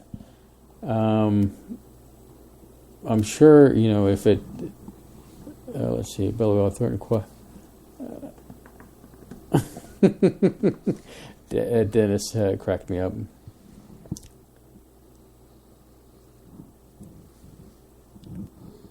A very cool sciencey show. No, I haven't seen Pure Genius yet. But do you know where it's at, Fran? I guess she says no idea. But yeah, I thoroughly enjoyed the Goliath show, and I know that I need to make my way back to Netflix because the Lemony Snicket's is out, and I've been wanting to see that. But let's see, Pure Genius on some show. Let's see here.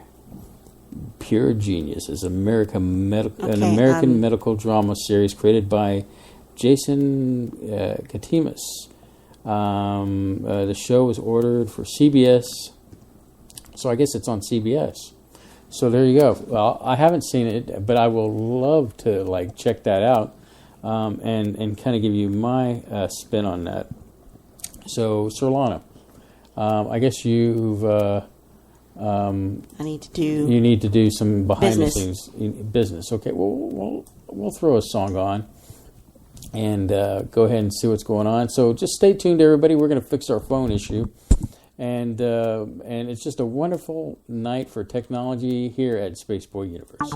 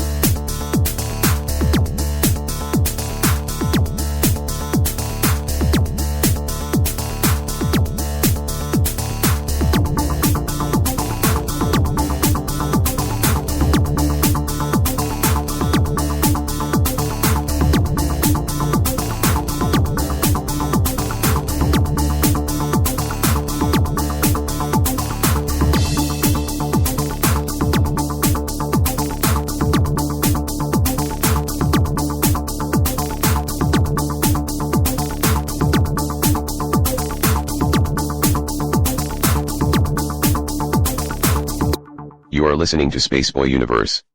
Now here are your hosts, Spaceboy and Surlana. All right, speaking of barking, we're back on the air. Apparently Surlana and her wonderful techness was able to get the phone situation taken care of. And, of course, as always, we have the pleasure of speaking to Bev, because Fran doesn't call us anymore.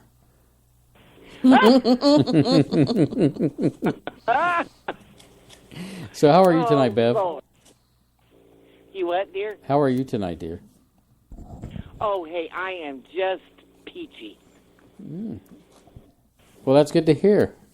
So what's on your mind? Tell us what's happening in Ohio. Oh, same old, same old. Mm-hmm. Just a different day.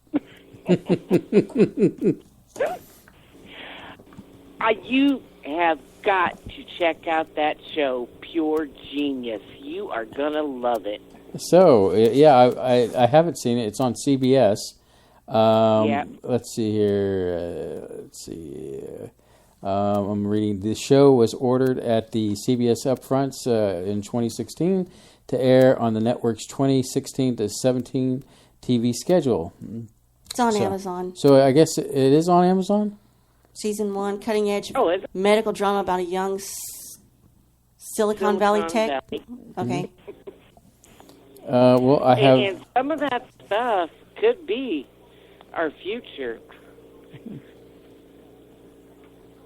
So, what is it about the show that you are attracted to? Is it just the tech end, or just tell us a little bit about your angle on it? Sell me the movie.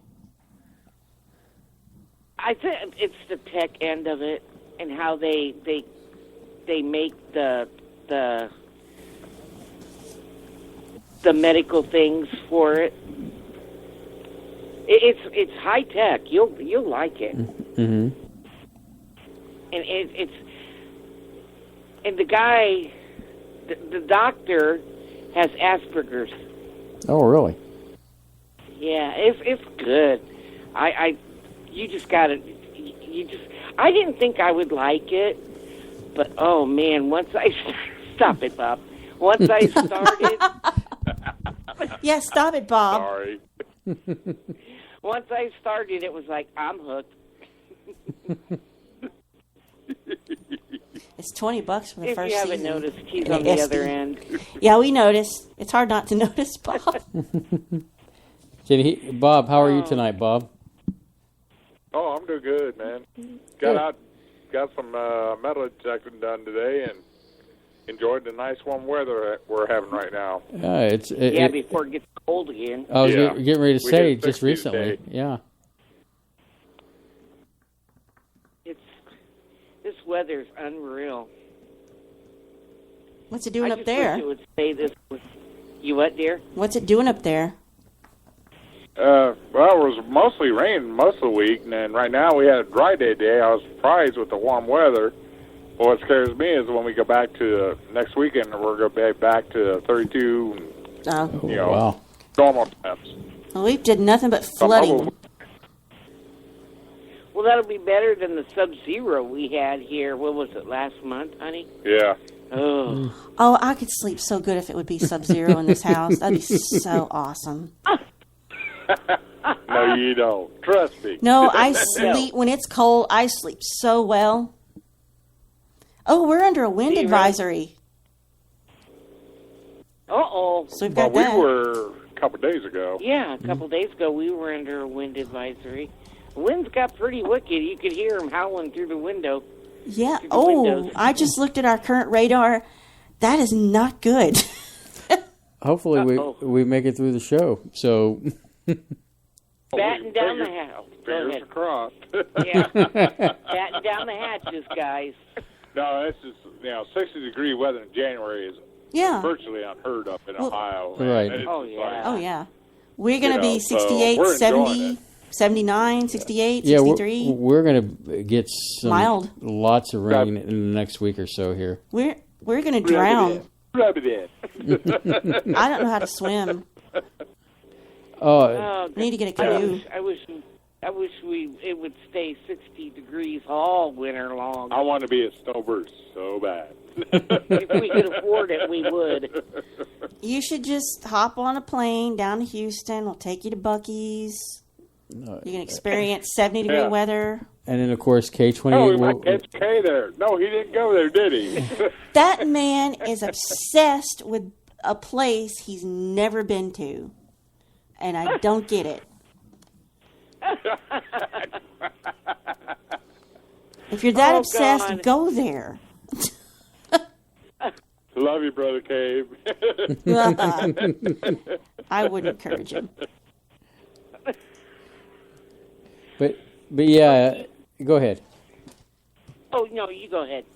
No, I was just going to say that it just cracks us up when Kay goes down this tangent of Buc-ee's, and it is really a very cool place, and then it offers travelers a place to freshen up with actually not having a place that looks like when you turn on the light, the light kind of flickers and all the bugs scatter. You're kind of thing. Yeah. So hey, that almost looks like the place that we used to pay our water bill in Florida. You walk in, while you walk out of the building, and the whole side of the wall is covered with spiders. Oh. Oh, God. I would not get out of the car. I let him walk in, and I'm deathly afraid of spiders. Yeah, we used to live in Lakeland, so. Oh. Yeah. Oh, my God, the spiders there, Bob's got humongous hands, and they were bigger than his hands. Oh, they weren't that big. Oh, yes, they were. I'm not a big fan of spiders you guys either. missed it last night. She's a northern girl, so she never heard. Well, living in a trailer, you could hear them run across the wall. So Yeah, I was freaked out. But spiders do There's us. nights I was afraid to go to sleep. Spiders do us a good service. They try to keep the insect population down. exactly. Except when they come in the house, they're not welcome. Exactly. Yeah, what was it? We called them something with Reeboks? Yeah, spiders Reebok. Yeah, spiders with Reeboks. Because you could hear them crawling in the walls. So I had an ex-brother-in-law that he lived in Texas, and he said, yeah, people got geckos in the house to eat all the bugs.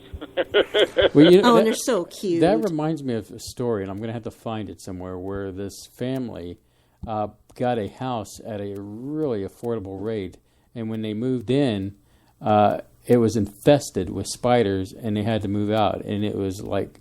Oh, I saw that. I saw that. Yeah, yeah. What was it? Yeah, they tried everything. Yeah, and so they just had to move out.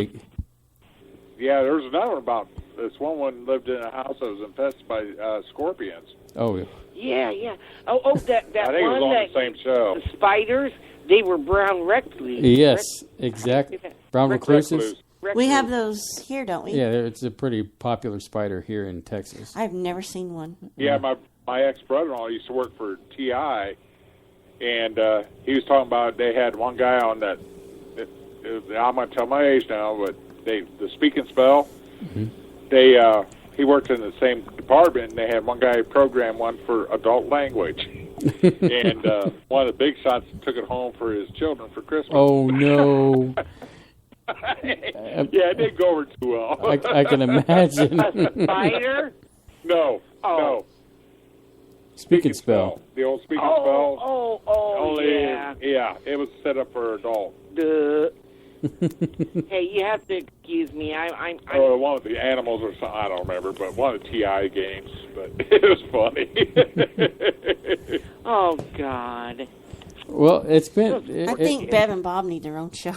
It's just like us. No. Give us a break. No. We'll just have them host it. We'll just sit here and run the equipment. Well, I'm sorry. I didn't mean to take over. No. We're saying y'all do my job tonight. So. Yeah. I mean, it's get to me. Go back to Lee Temper's Center. So.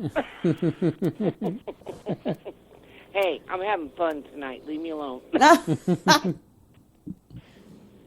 Well, hey, congratulations on, I read one of your posts about being smoke-free.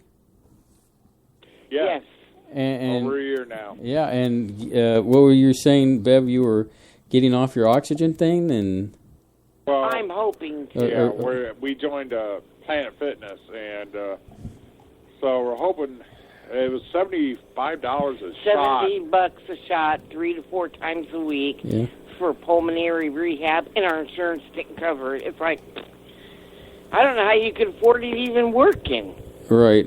That always gets me about insurance is that they're willing to cover you sick wise, but when it comes to preventative medicine, they don't even try to attempt to do that. And it seems to me like it'd be some kind of cost saving measure to like if you're I admit I'm a little plump and I should be working out more often. I want to, but.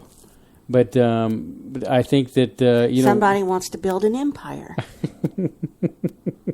I tell you what, Planet Fitness, they got a $10 plan a month, and that's what I'm on. And they're real friendly up here, and from what I hear, that's the way they are all over.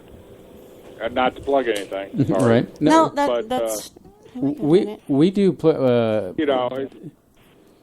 We have an account with them too. They worked with Beth great. Yeah, they helped me up and down off of the treadmills. Another machine. I didn't know they would do that for you. Should I ask them? Well, why? You just usually you work out next to me, and I help you down, and as a gentleman. Well, that's your job. Well, I do Bev, but then I've been working their 30-minute workout, which works all the body, and like that. Then I get away from her because I'm in different areas, so they help her when I'm not around. Someone's always up at the front desk, and I'm always at the very first treadmill, right by the front desk, and I'll say, "Hey, I need help." Well, yeah, and there's always 2 or 3 of them that come and help me off. They're so nice. Yeah, we have an account with them, and we haven't been in a while. We just been like Surlana says, we went a lot before the universe happened. Right, and it's like us. We've had it this last week. We couldn't make it in, but we're going to go back in Monday. Well, and during that real frigid sub-zero weather, I wouldn't even venture out. No. Not with me being on O2, no. Mm-hmm. But it's hard. At least we're making an effort. Well, it's not going unrecognized, and I noticed, and I just wanted to say congratulations. Indeed. And you're making a big step into a bigger universe for y'all. Oh yeah, and vaping was a godsend to us. Well, and we did it together too, and that helped. I'm 58, and I started smoking when I was 10 years old. I was 9 or 10 when I started. And he's 56. So it's like I never thought I'd hear the day that I could say I've been smoke-free for this long. And we're just about ready to go from 6 mils in our e-juice down to 3. Oh.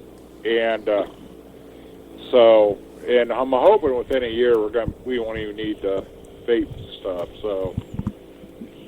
Well, that's why the best way to do that, and is to do the baby steps. One step at a time, and right. And, exactly. It's with anything when you just cut back a little bit at a time. That's very nominal over a course of time. That builds up to a big chunk of change. So, Yeah, I even smoked the vape for a little while. Until I got to the point where I said, "Nah, I don't want these anymore," and then I just cut them out. Well, see, and with me, what made me so mad is 2 weeks after we decided to quit, I ended up in the hospital with double pneumonia. And that's like double lung. Yep. How can my left lung was partially collapsed. Oh. Wow. And we'll see.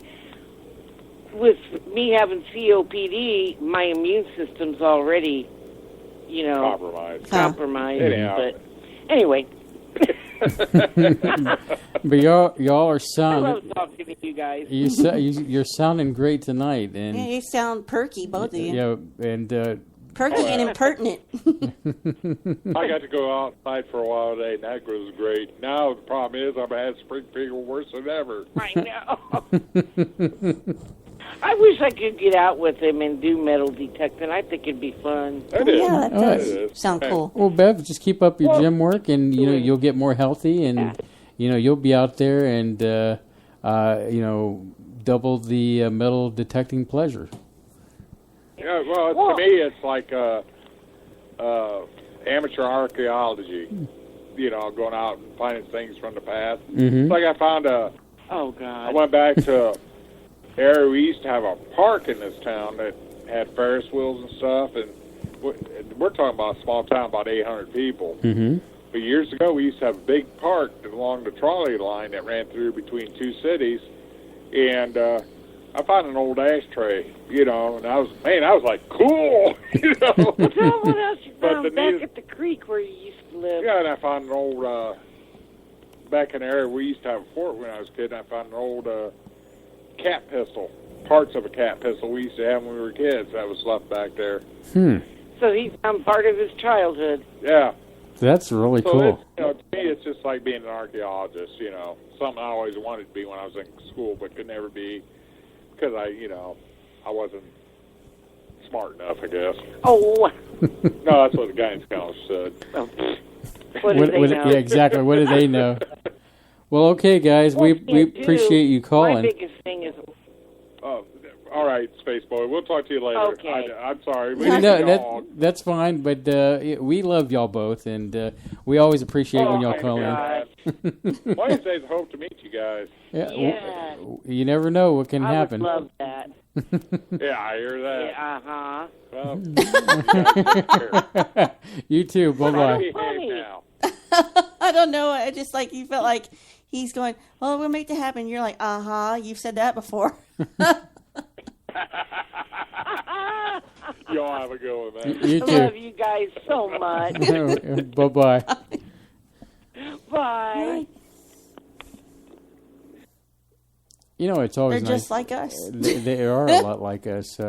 We're like them. It reminds me of the other couple that we know, Jim and Jody Bray. Mm-hmm. I'd love to talk to them again. We need to give them a ring-a-ding-ding. Yeah, it's time for an update. Yeah, an update with the Axonar thing going down, and it'd be just to talk to them and just see how their project's going along, and maybe we can schedule some time and get them back on the air, and even if it's just for a few minutes to chit chat. They said that their door is always open to us, so, That's what they said. We're going to see if they're true to their word. Yeah. So, let's see here. Hey, Dino's in the chat room there. Comic Palooza this year, we're going to try. It's we don't know in what capacity, but we're going to try to get there. The site hasn't gone available. Well, it's not updated. So we're just waiting. I just hope they don't wait till the last minute. I was going to send an email out to the person that we dealt with last year, and just to get an update on that. But yeah, we really want to do that because we made a lot of connections. Good connections through Comic Palooza. Every time we go to a convention, we get a good connection. Mm-hmm. And so Mini Maker Faire that we did recently with Puzzometry. Thank you. It's always a tongue tire. Twister with that one, but I had a talk with Surlana the other day, and it just amazed me and I call it the Forrest Gump effect, where if you remember in the movie, there's this feather that kind of goes going all over the place, and of course it's basically making a commentary on Forrest Gump and how he just goes through life and he meets these different people, and they're significant people through history. And it's like when you go to do something, you don't know what's going to happen when you start the day. But by the end of the day, you can have quite an interesting story to tell. Well, that's the way it's been with Spaceboy Universe this past year. Definitely starting with Comic Palooza, when we made many connections, and a lot of those connections have really panned out to different things. Mm-hmm. Indeed. One thing leads to another. So I've heard. To fix it. I knew you were going to say that. That's an obvious one, Dave. You knew me too well. Let's see here. Obvious. What do you got next on your list here? Wait a minute. Hold on. I gotta bring it up. Let's see. I got notes over here.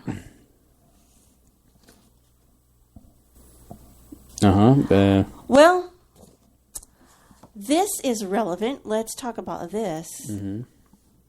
Sorry, I have to copy paste some URLs in here. Do you believe this? Let me tell you. Tell me your thoughts on this. New Facebook project aims to strengthen journalism. And what that means is Facebook said they're going to unveil this journalism project, which is designed to establish stronger ties with the journalism industry and to bolster the quality of journalism on the network and to tackle the fake news issue that flared up during the election. So they're going to try to collaborate with news organizations to develop products, create business models to help partners distribute and monetize their content, partnering with an institute to launch a certificate curriculum for e-journalism courses, work with the First Draft Network to provide virtual certification for content, provide free access to social media analytics, letting page admins designate specific journalists as contributors, provide a live update feature for publishers, and continuing efforts to curb fake news. So what's your take on that? Well, I think one of the organizations that they're wanting to get the news, legitimate news from, is ABC, which doesn't thrill me in the slightest because a lot of even they have a slight bias, I guess, slant on the news. But I'm from the perspective that I want to, hear all the news, whether even the fake news, because it's healthy to. Well, let's take the fake news. If you know which is which. Well, definitely, if your news comes up on Facebook and it says breaking news, there's a good chance that it's fake. If you open up that link and you see bodacious women on there, then there's a good chance that that is a fake link of some kind. Superstation 99 is pushing your news, then you know that there's something to be questioned about that news. That news, it's more of the old days of how the Inquirer used to be. Bat Boy comes alive and whatever, or Bill Clinton has meeting with aliens at the White House. That's how I would subscribe the fake news stuff of now. Well, that I would read. But it's entertaining to read. I mean, let's face it, when Buzz Aldrin was airlifted out of Antarctica, which is... And they came out with that bogus story. And we could dismantle that one by saying, okay, let's look at this post. Mm-hmm. It's missing this that we're normally seeing on a Twitter post. Right. So where are those pieces? Plus, took it a step further. At the end of the article, it was supplied by Superstation 99, I believe. Never heard of it in my life. Well, I've heard that name come up several times myself for fake news. And so, shifting through it. But going back to other news, let's say more legitimate news, I want to hear the NBC news. I want to hear the Fox news. I want to hear MSNBC. I want to hear what your grandmother has to say. Okay. Might as well name them all. But basically what I'm getting at is I want to hear all the news because at least if I can listen to all that, be informed of what they're all saying, I can draw my own conclusions and do my own research. Because it always comes back to, don't take my word for it. Go out there and research it yourself. We live in a day and age where something can be photoshopped, something can be made to look real. Soon you won't be able to hear. You won't be able to believe what you hear thanks to Adobe. Mm-hmm. Adobe. So it's conceivable that you have to have both sides of the coin. You cannot be angry and say my side is right and not listen to the other side. And this is why we're so divided as a people, is that we're unwilling to research the middle ground where we have stuff in common. I had a rant earlier, I don't know, was it this week? Just, I try to say my really vicious rants just for Spaceboy alone, where they can't be recorded. But I was telling him I was doing some research. I can't remember what for. And I kept seeing these things for job opportunities. And I was like, well, what's this all about? And these searches were coming up for like social media marketing director. I need help with social media at this business. Oh, I need a digital marketing strategist. It was different titles for the same type of job. And I went down that rabbit hole just like, that's a new title within the last few years. That's, it's cropped up only because social media exists. And I was like, well, I wonder what it takes to do that type of thing. I was just curious. Because I admit, you and I don't know everything. We're learning. We're constantly learning. Constantly learning. Yeah. I'm going to take some online classes through Udemy or something. But I would read these job descriptions, and they're pretty legit, above board. And some of these things sound like, here's a company that knows they need to get involved with social media, but has no idea how deeply they should go. It kind of sounds like, they just want somebody to post a link or post a picture on Twitter or something. Like, well, it's not that's not your entire strategy, surely. I was thinking, then they would have these really specific ones like, must be able to write SEO titles and target, And the more I read it, and the more I read it, and the more I read it, I was like, are they just trying to find a professional way to describe, you got to be able to write clickbait? I don't know. And explain. I'm so darn cynical and bitter. Clickbait for some of our audience. Clickbait is the type of thing, let's say you're minding your own business on Facebook and you see somebody that has posted, it's like, look at this. You won't believe what happens next. And the picture has circled around certain items. Yeah. And you go and you look at it and you're like, well, I wasn't anything even remotely interesting. Or it was just to get you to click on a link because it made a website hit. Mm-hmm. And that makes a return for somebody. Right. If it's monetized. But, that's it. They don't care if you read it. They don't care if you... It's just to get you there. It's to drive traffic. And that's what BuzzFeed got in trouble for. Mm-hmm. They must have known they were going to get hit with, lawsuits and whatnot. But they did it because it drove traffic to the site. And my gosh, that site is... How anybody ever said that BuzzFeed was journalism must be smoking the good stuff, I mean, because I think the thing was... It has always been a silly little pop culture site. Always. Where you could find your cat videos. And I'd been going to that for years, and then they got very slanted towards one point of view, towards one political polar view. Mm-hmm. And it just... Okay, maybe that's fine. It's within their right if they want to get on one side and pick it. But I'm just like, there's just so many of them. But and it's not. In all due respect, news. BuzzFeed. Let me talk to this point. Is that I used to enjoy reading BuzzFeed, but with like any site, once you start going left or right politically, you're going to alienate people, even people that might be left leaning.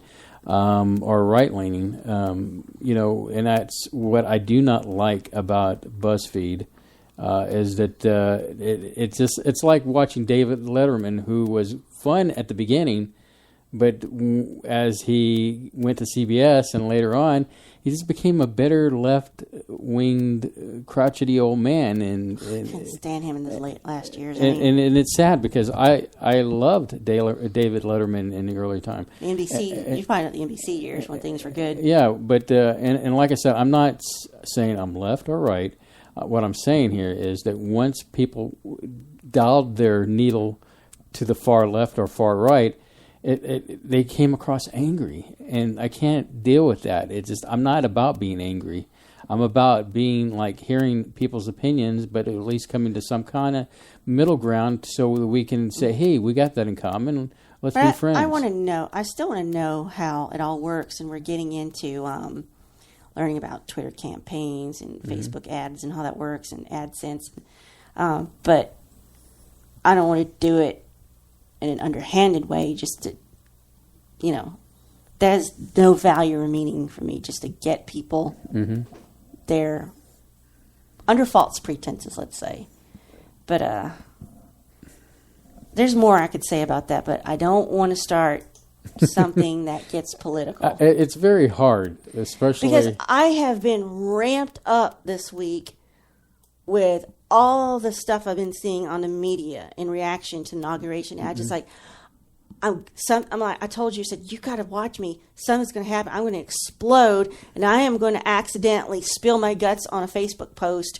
Or I said, please make sure I don't do anything on our show that we can't take back, because I don't want to get involved with it. And we don't want to anger half our audience or one way or another. Because I'm feeling worked up about it. So, I mean. But I will say this, this country has gone from the beginning when Barack Obama took office, where the right-wing people were like, oh, my God, the world is ending, help me. And then, hold on, and then now here we are. I'm trying not to say anything. Yeah, Donald Trump has been elected, and now we have the left saying the exact same things the right were saying 8 years ago. Now they're also destroying property. Yeah, but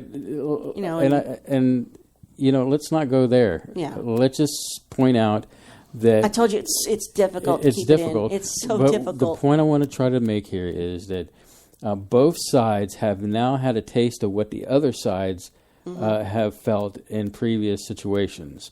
And, and once again, what we're about here at the Universe is we're not about picking a side. We want to meet a middle ground with all our audience and say, hey, we have that in common. Let's hang out. Let's be friends. It's not about, there's so much stupid political talk that is out there that you can diet upon that and get your fill of that. When you come here, and I've said this many times, when you come to the Spaceboy Universe, that is not what we're about. Well, as I told you, and I think you've even if I had not told you, you figured this out on your own because you've been married to me. My whole life, or let's say since I've turned 18, because you can vote when you're 18. Well, let me stop you there. Is this? I've not been interested in politics. Can we wait until after? Oh, that's not even worth talking about when we come back. I'll just give that up. All right, so you're listening to Spaceboy Universe, the non-political talk show that you're listening to.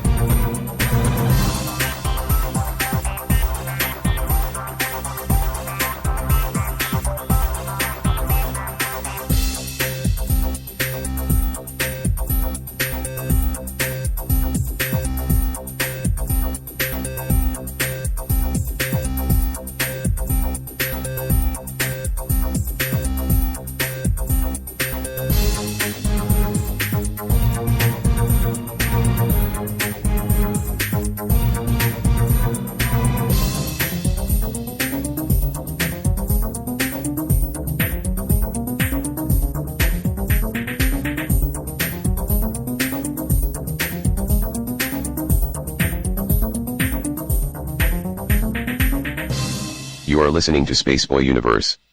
Now here are your hosts, Spaceboy and Surlana.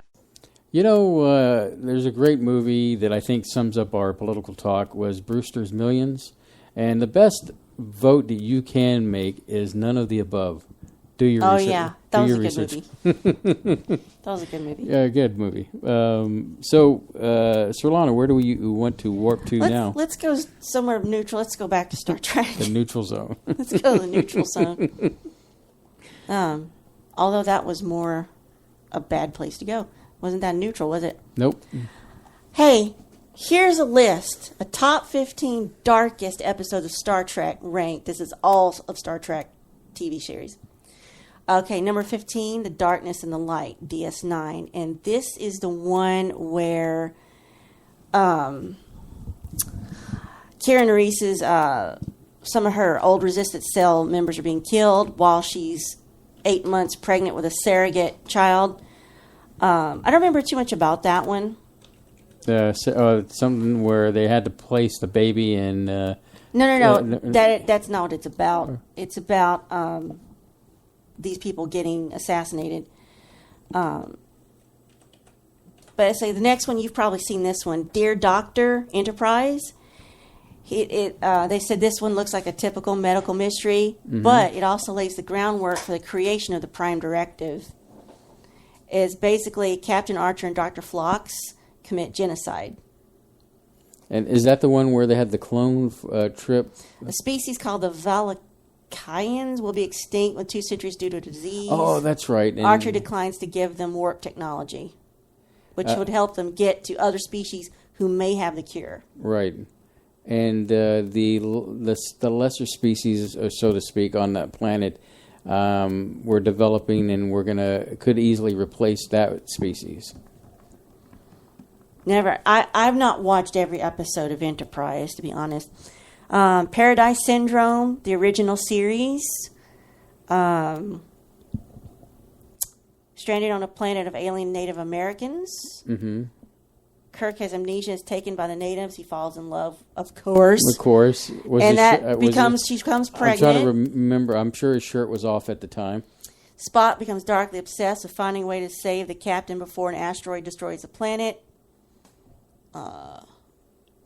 It's tough to view. If you give it a chance, you'll hear the creative pronunciations of Shangri-La and Lifeform and Thrill and Shatner's joining ceremony dance. Number 12, Homefront / Paradise Lost, DS9. Now, this is the one where, under the guise of trying to ferret out changelings, shapeshifters on Earth at Starfleet Command, they try to trick them into taking martial law. Right. They intend to launch a coup, take power.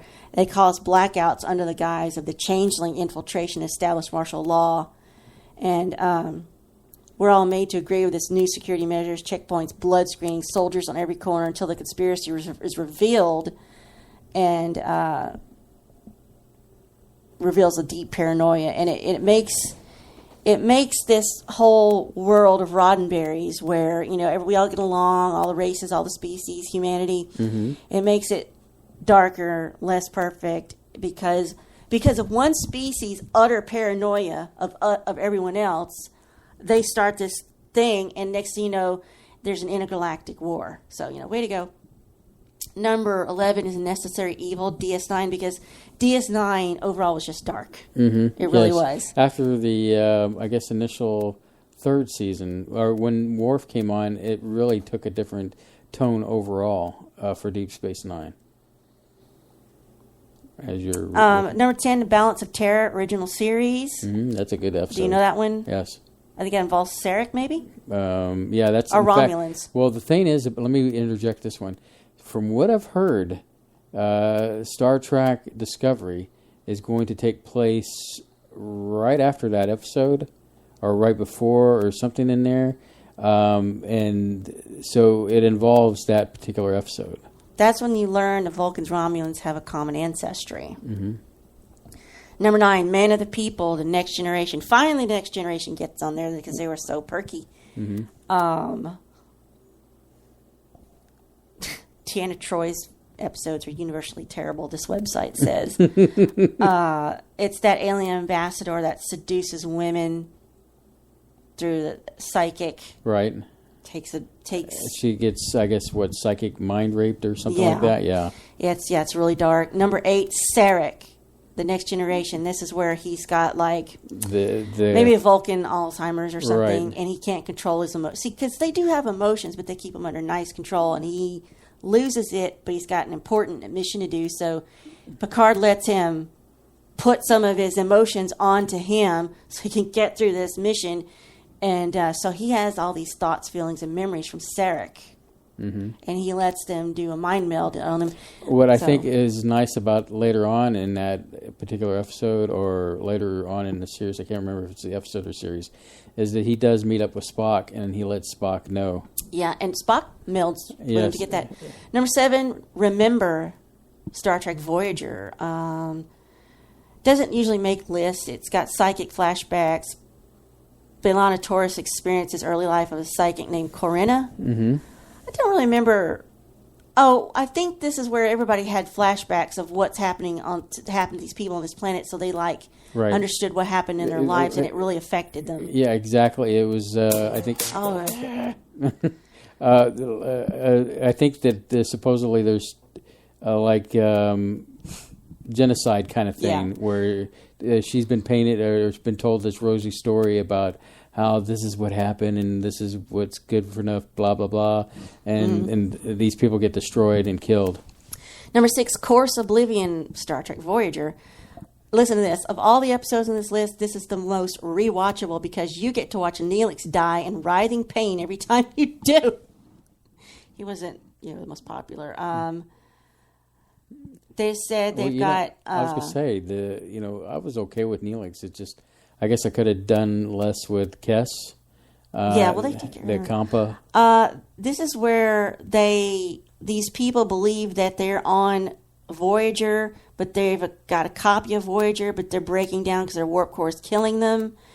So that was the characters die off, and then they weren't the originals. So it's very strange.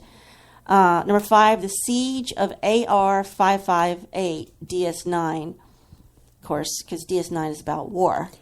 Well, it doesn't surprise me that there's a lot of DS9 on there because overall, well-written episodes and definitely went to some dark places. Well, this one takes place in the war. People are traumatized, exhausted. Some have even gone crazy by collecting trophies from their kills. Others are on the cusp of nervous breakdown. They can't decipher right and wrong. And even Captain Sisko has problems with morality. It's vulgar. There's no glory. Is this the one where Nog loses his leg? I don't know. It's our heroes meet with a bunch of gold shirts who have been stationed on AR-55 for over a year, and a Jemadar super soldiers attack them. Right. And number 4, Chain of Command, The Next Generation. Yeah. There are 4 lights. That's what that one is. This is where... Prisoner of War. Oh, what's that guy's name? He's in everything. David Warner. Yes. He's a bad guy. He's a Kardashian. He has Picard prisoner. And the whole time he could have released him because they want him. Starfleet's like, give us it back. But he kept him just to torture him because he had a really awesome, sick satisfaction of torturing Picard. Right. He broke him. He actually broke Picard. Number 3, the Drumhead, Next Generation. And this is, I believe... Isn't that the Data episode? No, this is an investigator comes to investigate potential sabotage because of a mole, and Worf wants to find the traitor. And I'm trying to figure out what's dark. Yeah, I'm trying to think of the episode. They have a trial, and Picard investigates, and I'm trying to read this quick. So I don't remember that one. Anyway, guess what number 2 is? What's number 2? It's our favorite. Let me guess. Deep Space Nine in the Pale Moonlight. In the Pale Moonlight. Which funny is you bring that up. And I this just is watched dark. it again. It's such a good episode. It is dark, and it's about... They know they're losing the war. Mm-hmm. Starfleet knows it. Their allies know it. And unless they have some kind of miracle turnaround, the entire Alpha Quadrant's going to be run by these shapeshifters.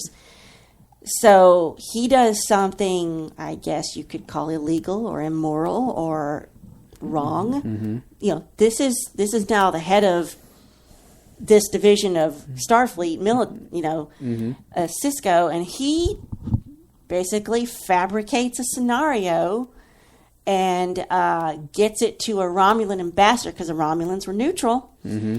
And of course, they show us like, oh, we've got this video of a conspiracy to get Romulan under their control, and he's like, it's a fake. But you know, the other character that's really awesome in this episode is Garrick. Yeah, he like does all the dirty work, and he's happy to do it because he's twisted too, because he's a Cardassian. He's like, look, I took care of the problem, not the way you wanted me to. Sure, I didn't tell you because I knew you wouldn't like it, but all you have is a dead criminal and a dead ambassador, on one hand, and that's it. Yes. And on the other hand, you have the entire Alpha Quadrant and all the races and planets and, entities and life forms. So it only cost you 2 dead people no one would care about or miss. Right. And he's like, well, I got to live with this for the rest of my life. So you could see why he needed a break. He took a little break and went home and to his dad's restaurant on Earth. And he's like, I can't take this anymore. Number 1 is Duet, a Deep Space Nine episode. It should all just be Deep Space Nine, really. This is where... Is this the one where they take Kira? Kira is... I don't know. This is what I thought, maybe the one where they took her and they made her think she was Cardassian, but no. I don't understand what this is about. Actually, that was a good episode, too, now that I think about it. But it has to do with the occupation of Bajor, because the Cardassians occupied it for like 50 years and just basically held these people hostage. And it has to do with that. It's dark, it's heavy, it's very dramatic. But again, I thought that was interesting that it's all DS9 heavy. There's like maybe one Enterprise, but it's all like Voyager, DS9, and TNG didn't have a lot of dark. No, it didn't. It was all more about continuing that exploration journey. The Gene vision. It's still the Gene Roddenberry vision of, oh, we all get along, it's all happy, it's all perfect, and we're exploring, we've evolved, and because once Gene, was out of that equation, everybody decided, okay, let's put the dark element in. Because, Deep Space Nine... Deep Space Nine is like, okay, let's get real. You got the Dominion War. You got Voyager. You've got the Borg again. They're reintroduced as, the bad guys in that one. I have got to read Enterprise, I think the worst was the Xindi thing, and I think that really hurt that series. That out. That killed that the series. Xindi, and I'm trying to think. It was They have the most gut-wrenching episode on Enterprise. It's the saddest thing, where they steal DNA from T'Pol and Trip and create a baby without their knowledge or consent. And of course, the baby dies because the methods they used to get the genes together was faulty. Right. And so they get to meet the child, hold it, and it dies. And it was like, oh, God, that was heavy. And that's not your typical, up with people, happy Star Trek world. So things after TNG went dark. Right. And then we find out with Voyager that the Delta Quadrant is full of punholes, just every other race they encounter is like, what are you doing in our territory? Get out of here. Exactly. You're trying to take our planet. You want our stuff? You want our special snacks? Get out. And you're like, look, we just want to go home. We don't care about your wars. We don't care about your planet. Let us just drive through. We don't want your technology. We just want to go home. Like, everybody was like paranoid and angry and militant. The moral of the story, or on that, the lesson from the story from Voyager is that don't go to the Delta Quadrants. They're a bunch of buttholes. Yeah. Yeah. So at least at some point, the Gamma Quadrant, the Dominion, folded over, and Gamma Quadrant seems boring. Gamma Quadrant, like watching paint dry. Yeah. At least the Delta Quadrant wasn't boring. Yeah, true. But how come they never talked about Beta? They never talked about the Beta Quadrant. Well, Alpha and Beta is the original, Next door?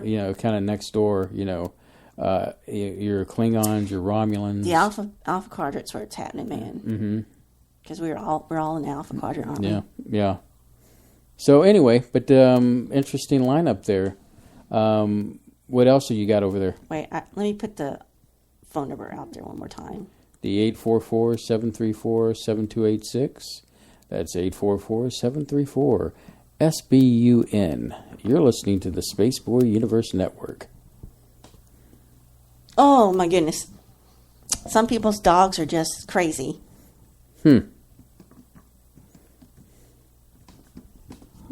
Anyway, you didn't have anything? I think I kind of already went through all of my stuff. I mean, there's this new show called Powerless, and it's based on the DC universe. And what it is you have a group of people that don't have powers, and they work at the, Wayne Enterprises or whatever, creating devices to protect people against things that happen with the superheroes. It's got one of our favorite, community actors, Danny Pudi, is it? Pudi? Oh, yeah, played Abed. Yeah, and the thing is that I don't give it high hopes. When I heard there was a DC show coming out, I thought, CW maybe? We'll see. It's on NBC. And so how I've always said that some cool or fantastic shows that go to NBC usually die. Well, I don't give it. Does NBC kill it or? I think it's on NBC. It's going to be on NBC. NBC Universal. Yeah, so I'm pretty sure that I don't give it a long shelf life. Well, maybe you can comment on this. Okay. Wait, there's a caller. All right. Caller, you're on the air. There's a delay. Hey. Hey, Spaceboy and Surlana, it's Gigi. Hey, Gigi. How are you, sir? I figured because I saw the 281 number. I went, that's a Houston number. Yeah, hey guys, how's it going? Good. So I heard your first show. You had Reverend John Polk on, who's on our network here on the SBU network, and sounded great. Awesome, thanks, man. I really appreciate it. Yeah. Yeah, John was. He's always he's always an epic guest and pretty obvious choice for me as far as the first episode. Yeah, that was a lot of fun. Mm-hmm. John's cool. Oh yeah, but hey, listen, I've got a good old fashioned conspiracy for you involving in the video game industry. Cool. That I don't hear a lot of people ever talking about it. There was a brief documentary on YouTube about it for a couple years ago, but it got taken down for some reason. But it basically has to do with the Sega Dreamcast, which I'm sure you're all familiar with that. Mm-hmm. And I was always a Sega head growing up. I wasn't quite old enough for the Master System, but by the time the Genesis came around, I was kind of a Sega head ever since then.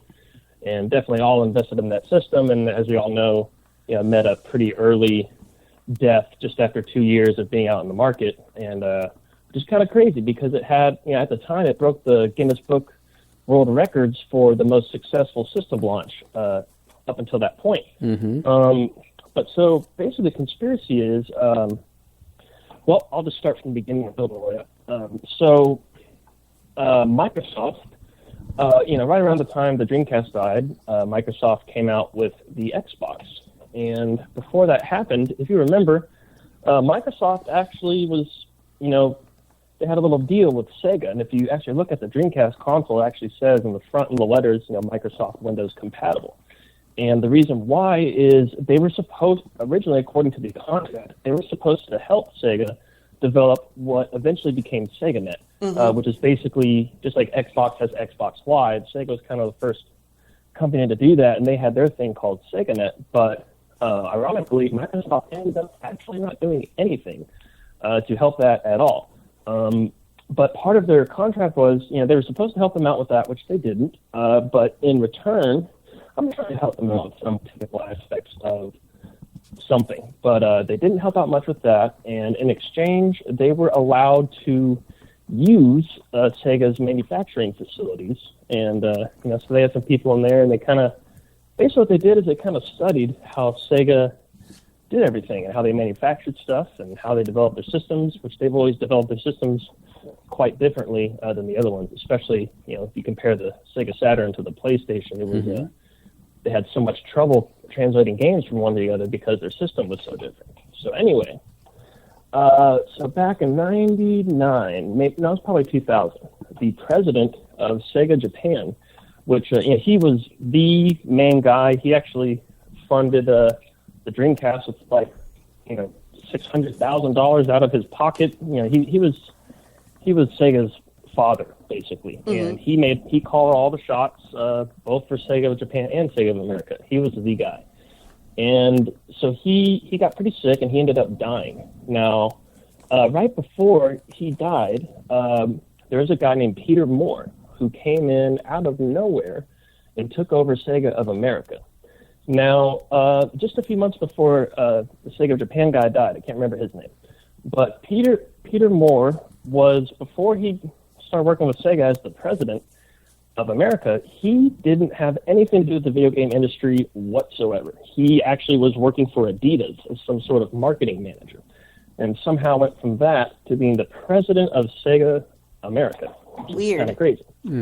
So after the Sega of Japan guy died, Peter Moore ended up basically filling his shoes, and he was the number one shot caller for Sega.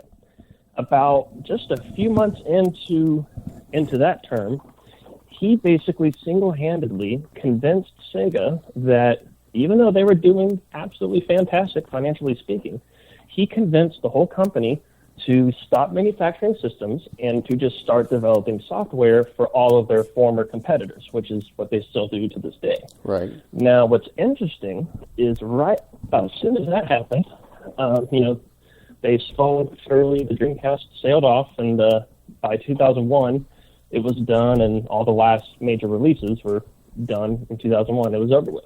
And then about 6 or 8 months later, all of a sudden, guess who's now the president of Microsoft Xbox? Peter Moore, right? So he basically goes in, convinces Sega to, shut down the Dreamcast operations and make software for everybody else, kind of eliminating, at the time, the number one threat. And then Microsoft comes in, and next thing you know, Peter Moore's now running Microsoft Xbox. And it's also, I noticed right off the bat, if you look at the original Xbox controller, the big fat one, it's almost identical to the Sega Dreamcast controller, except it had one more analog stick and the black and white buttons. That's pretty much it. Even the positioning of the memory card slot was right in the same place. And I've heard other people that worked as far as manufacturing the system, that the way they put the system together, it follows pretty closely. It's almost like a mirror image of the Dreamcast system. It's obviously a little bit more powerful as far as graphics go and processing goes, but it was. I'm not a system manufacturer, but these guys that they interviewed, they made it pretty clear that it was obviously the same kind of blueprints that Sega used to make the Dreamcast, and they just kind of tweaked it up a bit.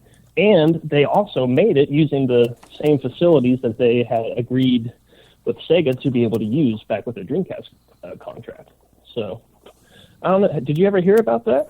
I think I heard a little bit about that in the book called Console Wars. And there's another book that I have that I can't think of off the top of my head that basically talks about the whole history of Sega Genesis. And but yeah, I'll have to research that and kind of bring it up. But yeah, I've heard little bits and pieces about that, and I'm not surprised the way the industry has gone. For example, take Nintendo for example, they were in a cooperation situation with Sony, and they were looking to do an optical drive for their next unit. That's Nintendo. Well, I guess the deal went south because I guess they got into this bluffing thing between the two companies, and they ended up, Sony decided to go a different way, and what we get out of that is the Sony PlayStation. And so it's just a fascinating history when you look at different things, even going back to Atari in that situation, and when they got bought out by, I guess, CBS Warner. Kind of almost like a soap opera. Mm-hmm. Its history. But I think it's interesting, the story that you've told us tonight, that how they eliminated the Sega, because it was an awesome system. And it gave gamers what they want. And then, you get to a point because it just kind of fizzled out, and then you get Xbox. And you do, like I said, bring up the other thing about the putting their titles onto different formats. In fact, I believe I was watching a clip from the new Nintendo hardware thing where they were promoting, and it has Sonic the Hedgehog on it, the newest version of Sonic. And so it's quite a interesting cutthroat field out there, but it is interesting how you get the demise, so to speak, of the hardware versions of Sega Genesis or Sega in general, and now they're just strictly software based. Yeah, I mean, and nobody really saw that company, and as far as Peter Moore, I mean, that was definitely. It just seems kind of more of a sinister thing, but like you mentioned, the Nintendo and Sony situation, that was actually, if I remember correctly, I believe, Sony was hired by Nintendo to develop a CD system. Right.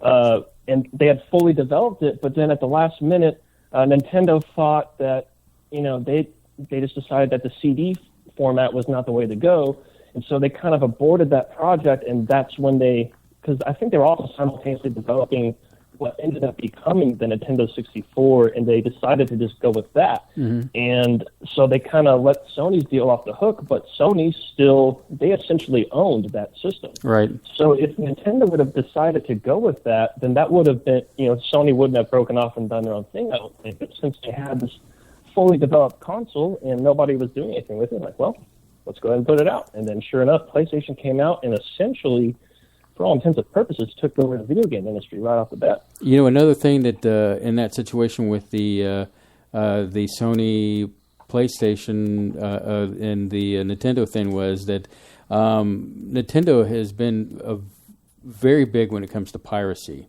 and they've really configured a lot of their games with these special chips on cartridge-based games that they've had, to where it made them pretty much unhackable. And they figured that you could take a CD and somebody could rip it or take the data off, and I think that also played into their fears too at that time, which I think kind of just broke the deal apart. But it is fascinating, and I think also during that time they had some kind of deal with Magnavox, and you see a couple of Nintendo titles that are on Nintendo, and you find a Mario game and a couple of Legend of Zelda games on the Magnavox series, and they're pretty lame, let me tell you, and very unfunctional. So, but very interesting story. Wow.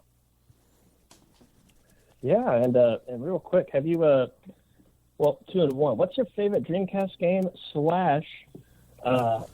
have you ever played Shenmue, that series that was on the Dreamcast? They ended up making the second one for Xbox, and finally, 15 years later, after all kinds of kicking and fussing, all of us Shenmue fans have been rallied together and kick-started Yu Suzuki to making Shenmue 3, which is finally coming out next year. Did you ever play that series? I got to see a little bit of that. I have to admit that probably, as I'm trying to think here, maybe Skies of Arcadia was something I enjoyed playing.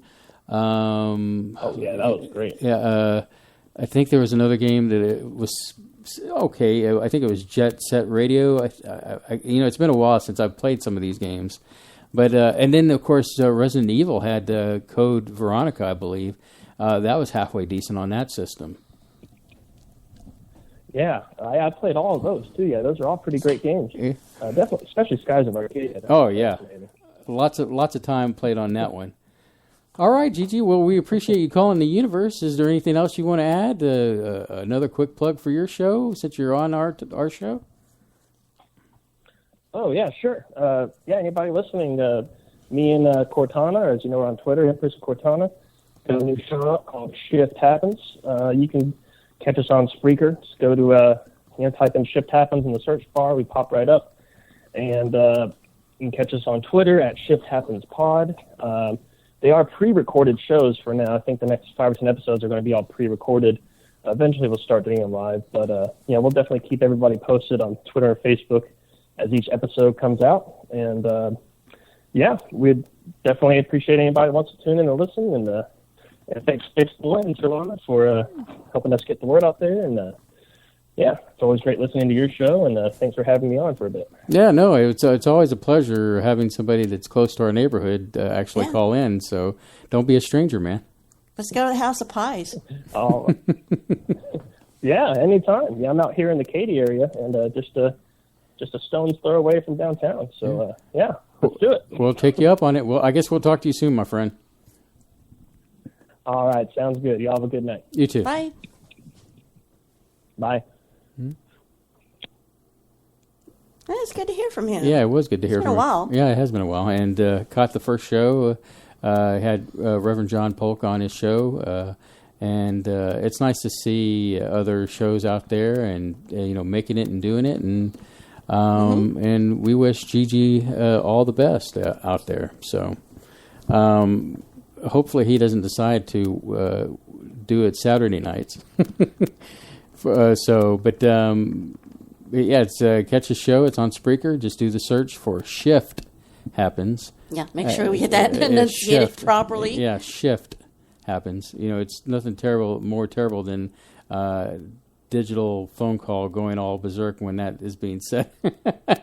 Or when you're trying to talk about E.T., the extra. But that's a different story altogether. So, oh gosh, I get myself started. I've passed tired, and I've morphed into a new phase of crazy. I don't even. Well, Surlana, we're heading down the home stretch here, and it won't be too much longer before you can lay your head to rest on that pillow. Let's have a big fan meetup / dance party. Okay. What do you have any other interesting titles on your cards there? I was going to ask you. I didn't click this. I don't want to click it because I don't want to start a video. Well, give me your thoughts on this. Star Wars Rebels, upcoming Rogue One connection confirmed. So are they going to tie in Rebels right up into Rogue One? Is that what you're saying? Well, yeah. In fact, very recently they had Saw Gerrera on it, and which it's still, I don't want to say years, but it's definitely some time period back. But from what I've heard, the good news about Star Wars Rebels, I always have to make a mental pause there.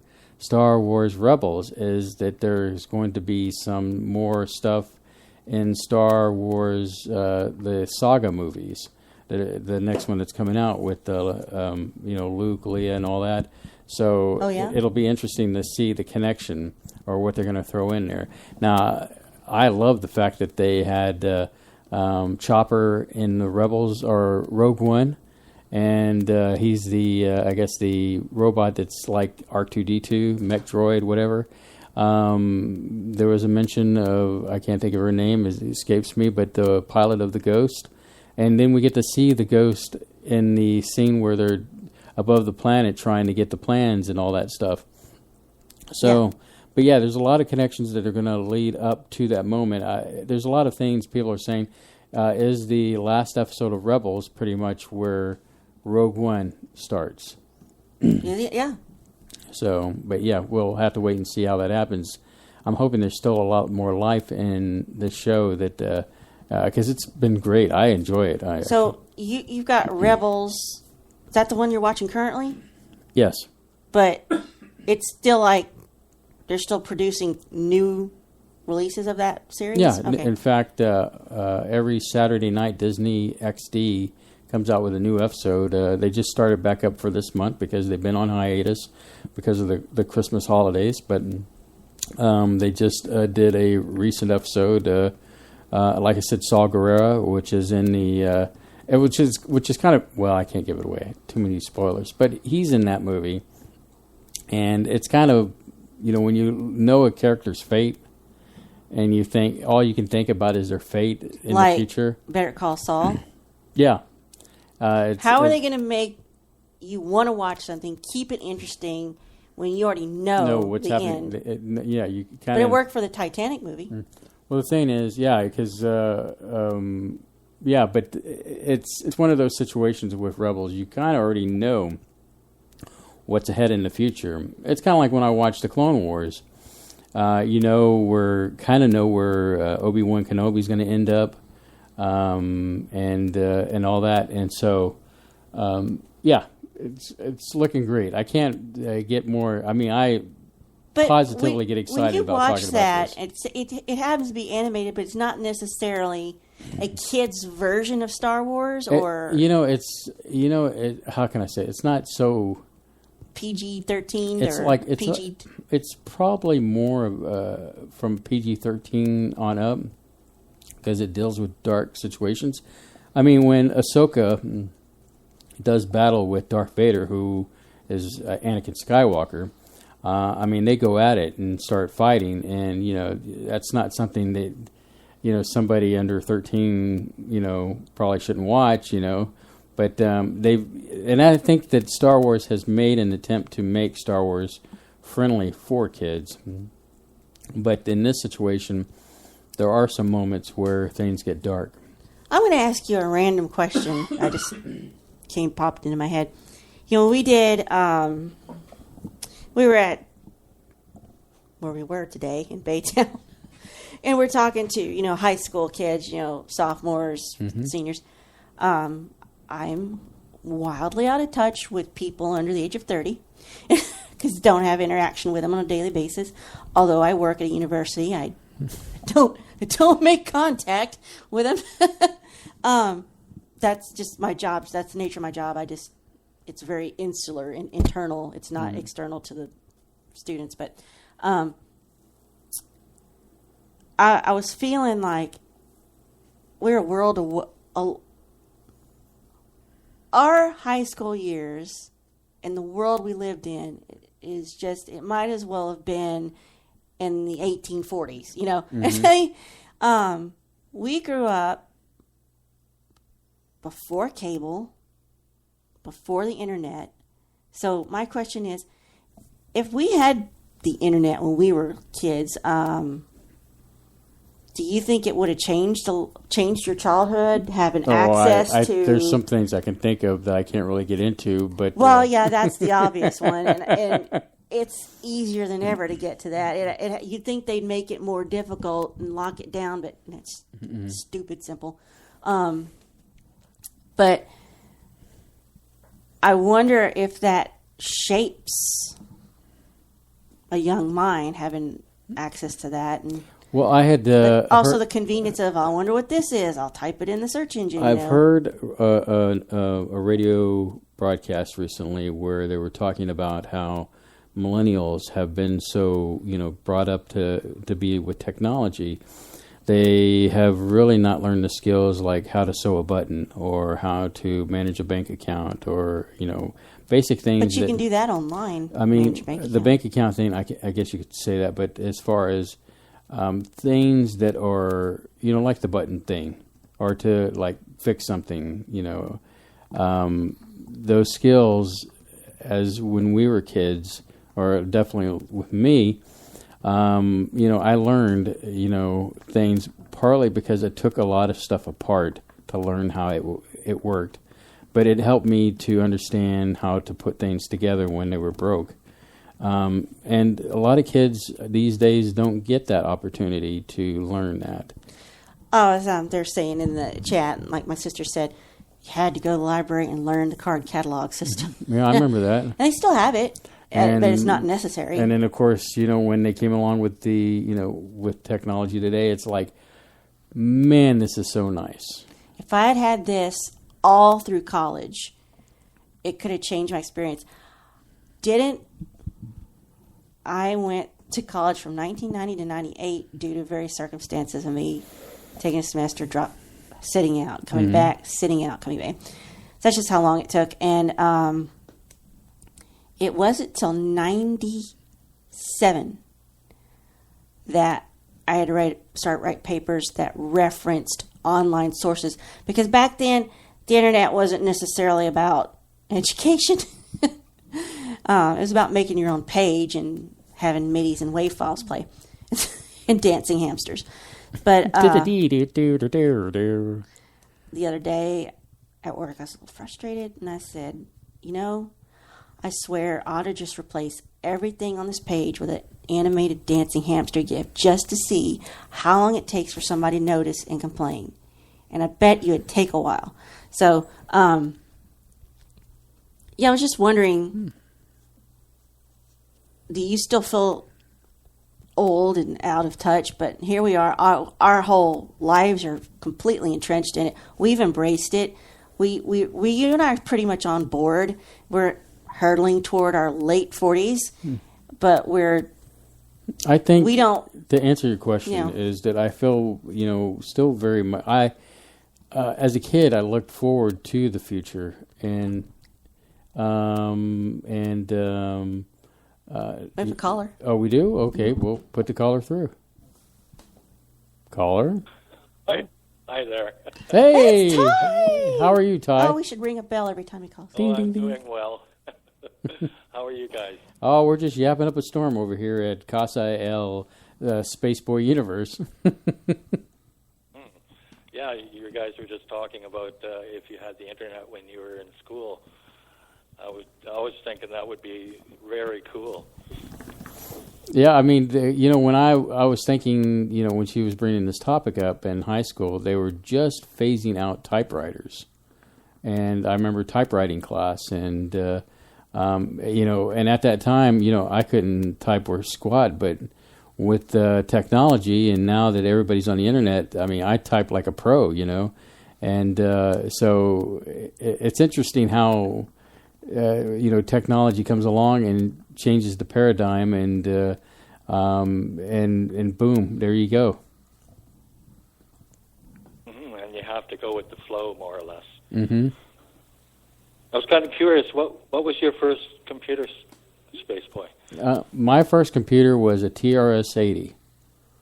It had two big old floppy drives, and it was contained in one unit. It was manufactured by Tandy, which you could get at Radio Shack.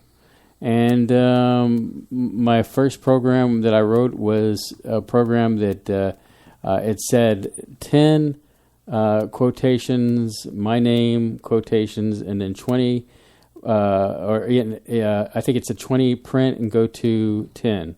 Yeah, and everybody did that. Yeah, one. And so it kind of looped over and over. So that was my first basic programming that I could remember. But yeah, so TRS-80. And then, of course, my next big one after that was the Commodore. And then I guess after that, we finally got a Windows 3.1 machine. I remember ours well. I remember it well. It was a quote-unquote portable, meaning if you lifted weights and, you were really healthy, it was portable.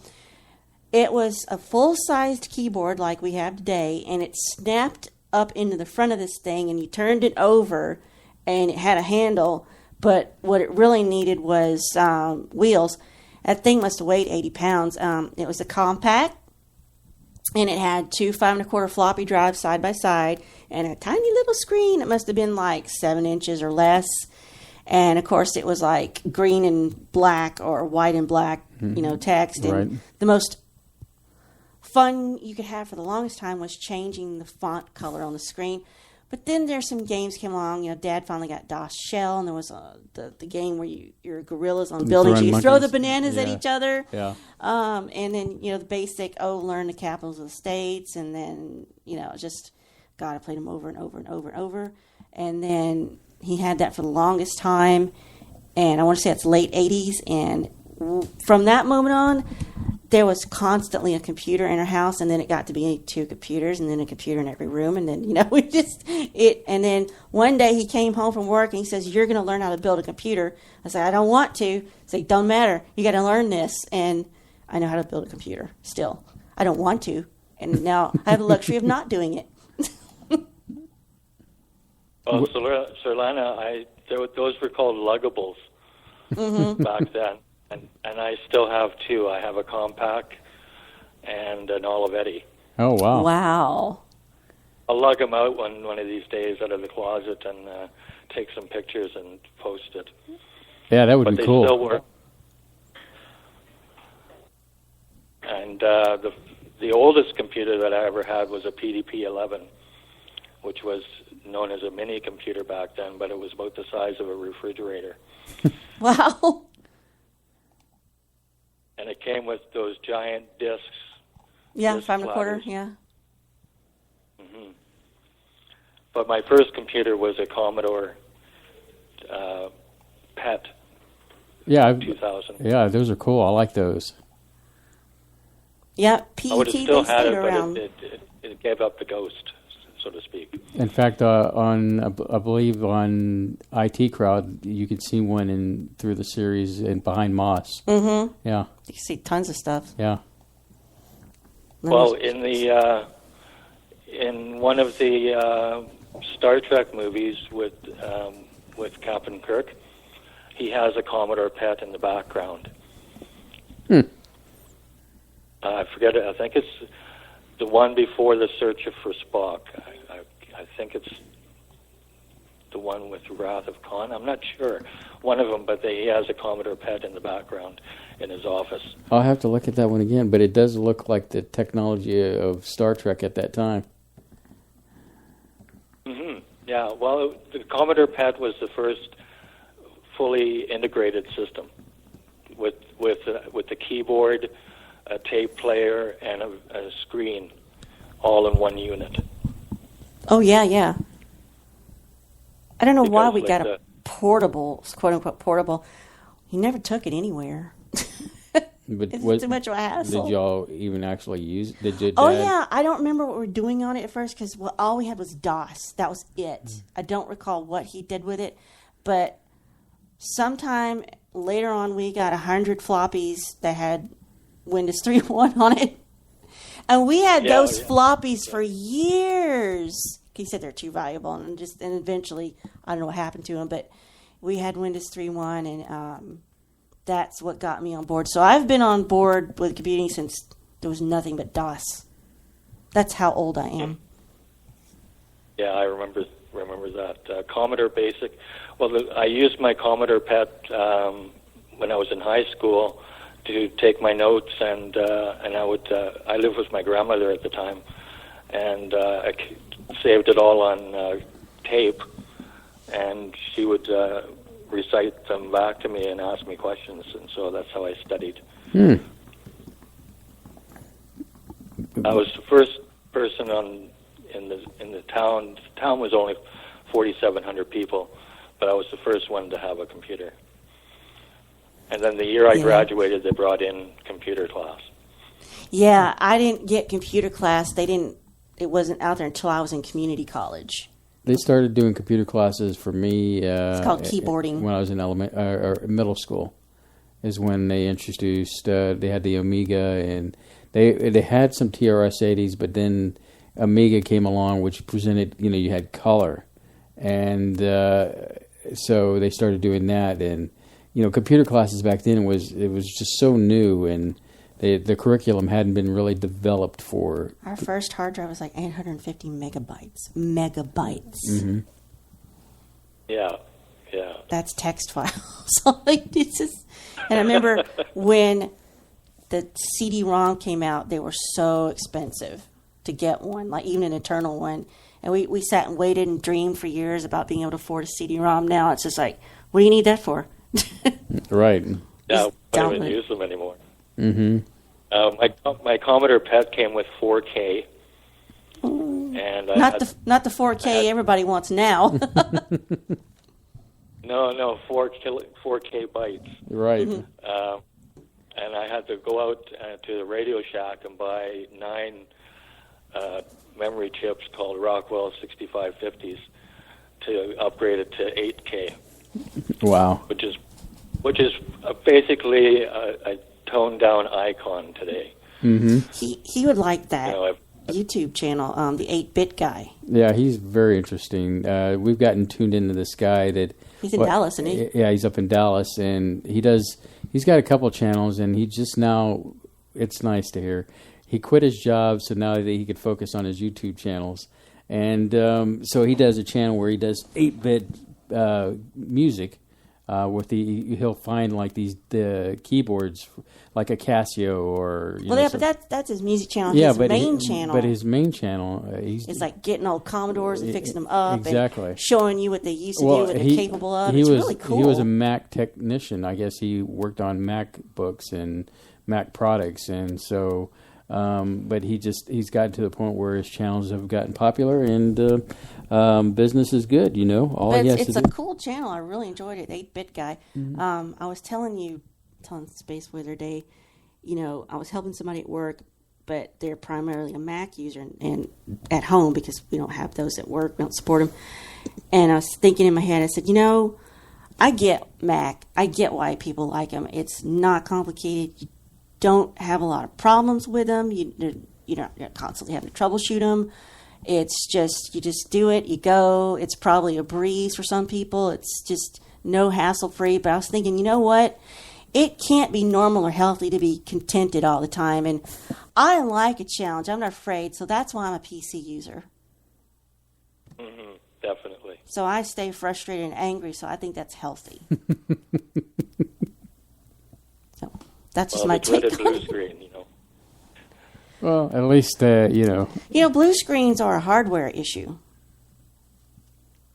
Aren't they? Yeah. That's usually a hardware. It's blue screens are usually... RAM, video cards, usually... Something usually gets installed. Or, for example, I've seen where people have plugged in their iPhones to charge on their computers, and the computer freaks out in blue screens, and they can't figure out, well, what's going on? My computer just crashed. And hardware problems is just freezes up, and you can't ever get out, and you have to reboot, or something takes over your computer, and you just can't use it anymore. But the blue screen of death is serious because it means something expensive is messed up. And you can only hope that it's not your hard drive. Or even your video card. I mean, if you've got a desktop. But the thing is that if it's anything else, swap some memory out, replace an optical drive, unplug the USB device you just plugged in. But if it's your hard drive, man, if it's that, then you could be out of luck on that one. Yeah, I had one hard drive have a head crash on the boot record. Sorry, we just giggle every time you Canadians say boot. I'm sorry, Ty. That's adorable. I love it. I love it. We're talking down to you, but that's so cute. I'm like, could you be my ringtone, please? Yeah. Okay. I don't mind. We got him all chuckled up. We do have different languages and different. I know, and I love it. That's what makes life interesting and fun. This goes back to my topic earlier, where we can meet in the middle and have a good time and be friends, and that's what I like about this show. Is that we have hopefully Ty sees it that way. Yeah, hopefully you see it the same. I do, yeah. My sister just said, here's the deal. A lot of creative people use Macs because they don't want to know about the man behind the curtain. And I know that man, and I've wrestled with him and won.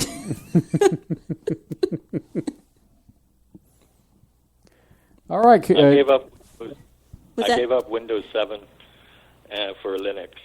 Oh, you did? Yeah. Yeah. Yeah, after Windows 7 and when they came out with Windows 8 and the different way of doing things in their operating system, I gave up Windows. Well, Linux is going to be more stable, more secure. Mm-hmm. You can take precautions, but it's just a little bit more of a learning curve for me. In all fairness, though, I understand where you're coming with Windows 8.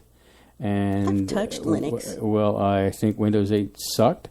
Windows 7, very solid operating system. I have Windows 8 on my laptop. I know, and it's okay. I dealt with it. They have Windows 10 now, which I've used on my music machine that I produce my music on, and I like it. I've interacted with it.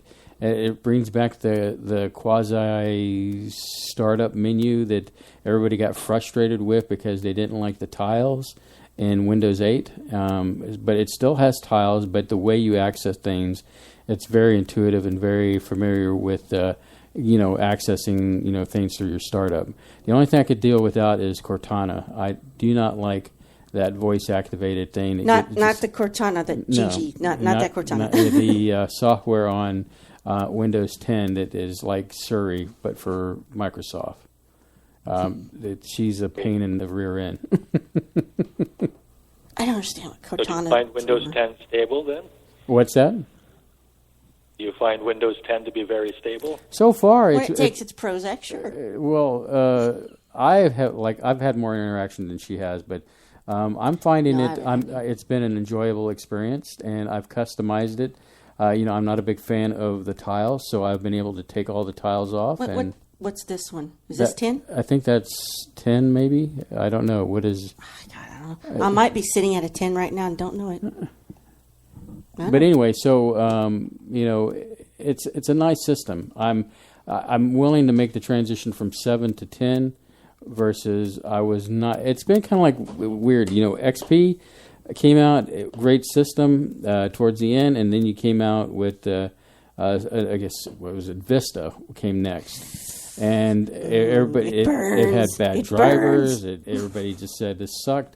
Once again, and then they learned from their experiences with that operating system and came out with 7, which has been an awesome operating system. And then they came out with 8 to replace that. And I know why they did that is they wanted to have a seamless experience for those who wanted to go from using desktops, laptops, to tablets, because tablets were out there. Thank you, Steve Jobs, for creating tablets for everyone.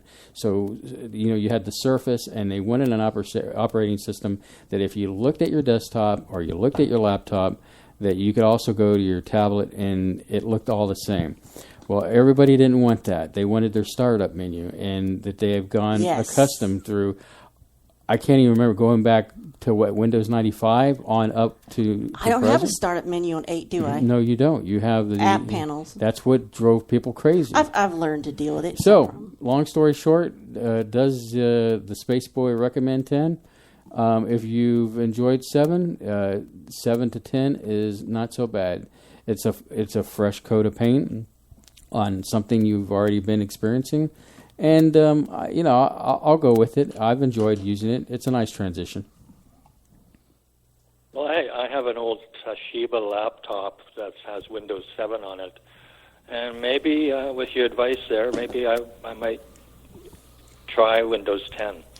I got an old Toshiba there as are well. a few Windows programs that would be handy. Well, like I said, I haven't been disappointed with it, Ty, and maybe you might enjoy it. I mean, it does give a somewhat experience like 8, but it's not 8 altogether. It's a lot like the old startups, and it does have a way you can configure it to where you can do it in tablet mode. And but overall, the general experience is way much better than it was on 8. So there's an option you can make it look like Windows 7 then. Oh, yeah, there's a lot of things you can make it look like 7. I miss XP. I cry about it sometimes. I don't. But I can still play my old Doom games on XP. And yes, I know there are emulators, but I don't know how they work, and I can't figure it out, so... I still miss Doom. Old Doom. All right, Ty. Well, we've gone into overtime, and but we appreciate the call. He's going to die. Yeah, I'm about to die. He's going to die soon. We appreciate the call from the Great White North, so... Make sure you wear your boots. We're socked in with fog today. But I'll say good night, and you guys have a great night, and say good night to the Space Cadets. Space Cadets. Thank you. Had a brain freeze there for a second. It happens to the best of us. Okay, you take care then. All right, Ty. Have a good one. Thanks, Ty. Okay, bye-bye. Bye-bye. Bye-bye. All right. So we got Bev, we got Ty. Maybe sometime in the near future show, Fran will break down from Fight Club and actually call us. So let's do some housekeeping while we're at it. What do we got up for next week, Surlana? Everybody's really into the topic in chat. Yeah. Computers. Who would have thunk it? We got a technology thing in tonight. Yeah, it's one of our topics. It's Yeah. relevant. Mm-hmm. Let's check the board. What does it say? I can't read a handwriting. That's your handwriting. Are we still on board for the 28th being underground bases? Yeah, we're going to go underground. Next week, underground bases. We talked a little about Dulce, but apparently there's more. And I don't know necessarily that all these underground bases have to do with conspiracies and aliens, but there's more of them than we know, and who knows what goes on in them. And I'm going to try to read a book on it. I got to get that book. And so we will announce next month's people, on the 28th. we have 3 guests in February, but we don't. You're going to want to be here. You'll want to hear it. Don't worry. You'll like them. You know them. Well, not the third one, but you'll know the first 2. Yeah, but we'll get you to know the third one. And then, of course, the 25th, we'll just go ahead on record. The show that was scheduled tonight will be scheduled for the 25th, and who knows? Maybe she'll be listening there in the background, and decide to call in. And that would be nice. If not, but we're going to talk about Linda and her career and her top investigative stories, and it'll be a Linda love fest here at the Spaceboy Universe. Yeah, well, we'll talk about her, why we like her, but mostly just probably revisit the Tighter thing again. And there's a couple of other ones that I know you must have things she's reported on. There's some good stuff out there that she's talked about. And we'll talk about whether it's plausible, what we think or not. I think maybe we could bring UFO Jane in, even if she could give us 20 minutes. Maybe she could give us her take. I'll be in touch with her. Yeah. Might want to put out a thing and let her know about the topic that evening, and see what she can bring to the table. And if she wants to come in as a round table or just to come in to give a brief topic or whatever on that'd be awesome. I think that'd be a lot of fun. Let's see here, and let's see. You've got that taken care of. I feel like we got something good, but we can't tell you. So just trust us. So on the a quick Spaceboy in your face, just letting you know, Spaceboy Universe is not going anywhere. We are going to stay here on Saturday. We're going to be broadcasting 9 to midnight. No one owns time. Nobody owns time. Apparently, you can save time in a bottle, but nobody owns the and bottle. I've heard time is like a river that flows to the sea. So, we realize that there's other shows out there that actually air during our time. And if you feel that show is what you want to listen to, we're not going to stop you. Go ahead. It's a free universe. It's okay. But at the end of the day, we hope that you tune into Spaceboy Universe, because we're here for you, and we'll present... On-demand analytics still count. Yeah, so... And what else should I add to that? I guess that's it, really. Just, listen to the SBU network. Wednesday nights, Reverend John Polk is one of the shows that broadcast on this network. Spaceboy music comes on right before this show, and sometimes it's pre-recorded, sometimes it's live. It just depends on how busy we got. This week was a crazy week. Apologize about that, but that's going to happen. But sometimes. we do try to get into the chat room and chat with y'all. Life gets in the way. Yeah, and let's see what else. I know there's something else I wanted to add. I don't know. Just keep listening. We've got some really cool stuff lined up here, and we're still trying to build everything in the universe. And we appreciate you, Space Cadets, tuning in every night, and we appreciate the heck out of you, don't we, Surlana? Oh, absolutely. We love it when you call in. We love it when you chat, tweeting, liking, faving, interacting. Do it more. We're addicted. We can't get enough. And expect more video interviews from the things we did today. Hopefully I'll get that out tomorrow, maybe as late as Monday, but I want to try to keep that fresh in people's mind. If you can, get on our Twitter or the Blarglefish Twitter, 1255 Blarglefish, or Piezometries at Piezometry. If you can give a little something to their Kickstarter, help them buy gear, get some tools. They're close, but they need a little bit more. It's a great thing for these kids to get involved in, and we want to keep the competition spirit alive, and give what you can if you can. And also make sure that you tell them that you heard it here on the Universe, and that you support the Universe's causes. So, hopefully they didn't think we're a bunch of creepy old people. Only when I said the Brady Bunch. So. Yeah, just try to keep your references fresh and in this decade. Mm-hmm. Well, on that note, Surlana, say good night. Good night.